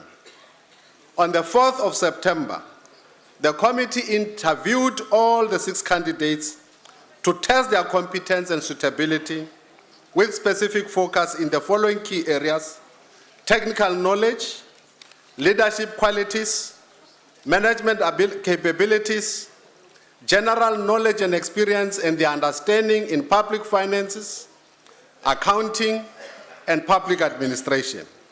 But also we tested further their knowledge in the following areas: their understanding of the current funding model of the institution, of the Auditor General as a Chapter 9 institution, their understanding of the role of the AG's office as a Chapter 9 institution to support democracy, Public Finance Management Act, Municipal Finance Management Act, and the ability to work with key and critical stakeholders, in particular Parliament.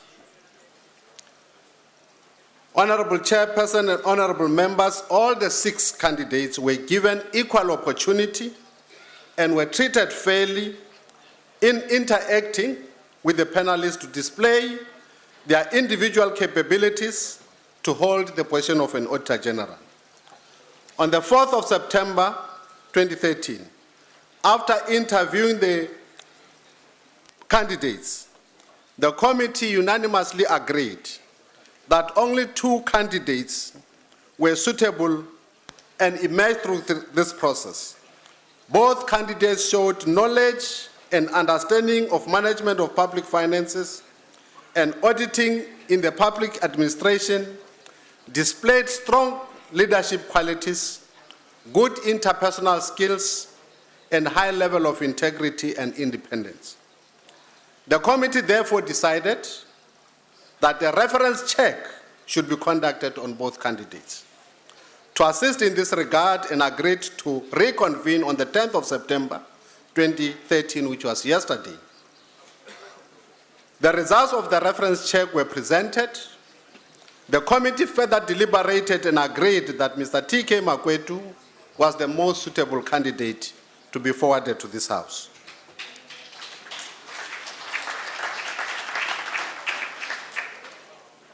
Honorable Chairperson, after having interviewed the above candidates on the 4th of September 2013, and further deliberations on the 10th in an open meeting at Parliament, the ad hoc committee on the appointment of the Auditor General, in accordance with Section 193, subsection 5A of the Constitution, unanimously nominates Mr. T.K. Makwetu for the consideration and approval in terms of Section 13, subsection 5B, and for the resolution of the National Assembly.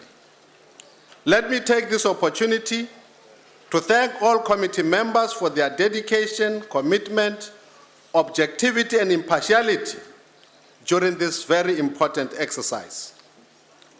Lastly, I would like to say it would not have been possible if the staff which was forwarded and seconded to support the ad hoc committee did not pull us together at all times.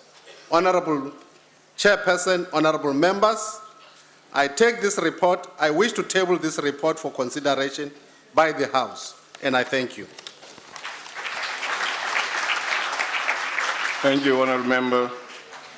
Honorable members, the question before the House is that Mr. Tembekile Kimi Makwetu, as nominated by the committee, be recommended for appointment as Auditor General. Are there any objections to the recommendations as read out? No objections. However, honorable members, in terms of section 193(5)(b) of the Constitution, the person recommended for appointment as Auditor General must be approved by at least 60% of the members of the Assembly. Although a division has not been demanded, members are required to record their support for the recommendation of Mr. Tembekile Kimi Makwetu for appointment as Auditor General. Members will therefore be required to record their support by means of electronic voting system. The bells will then be rung for 5 minutes for this process.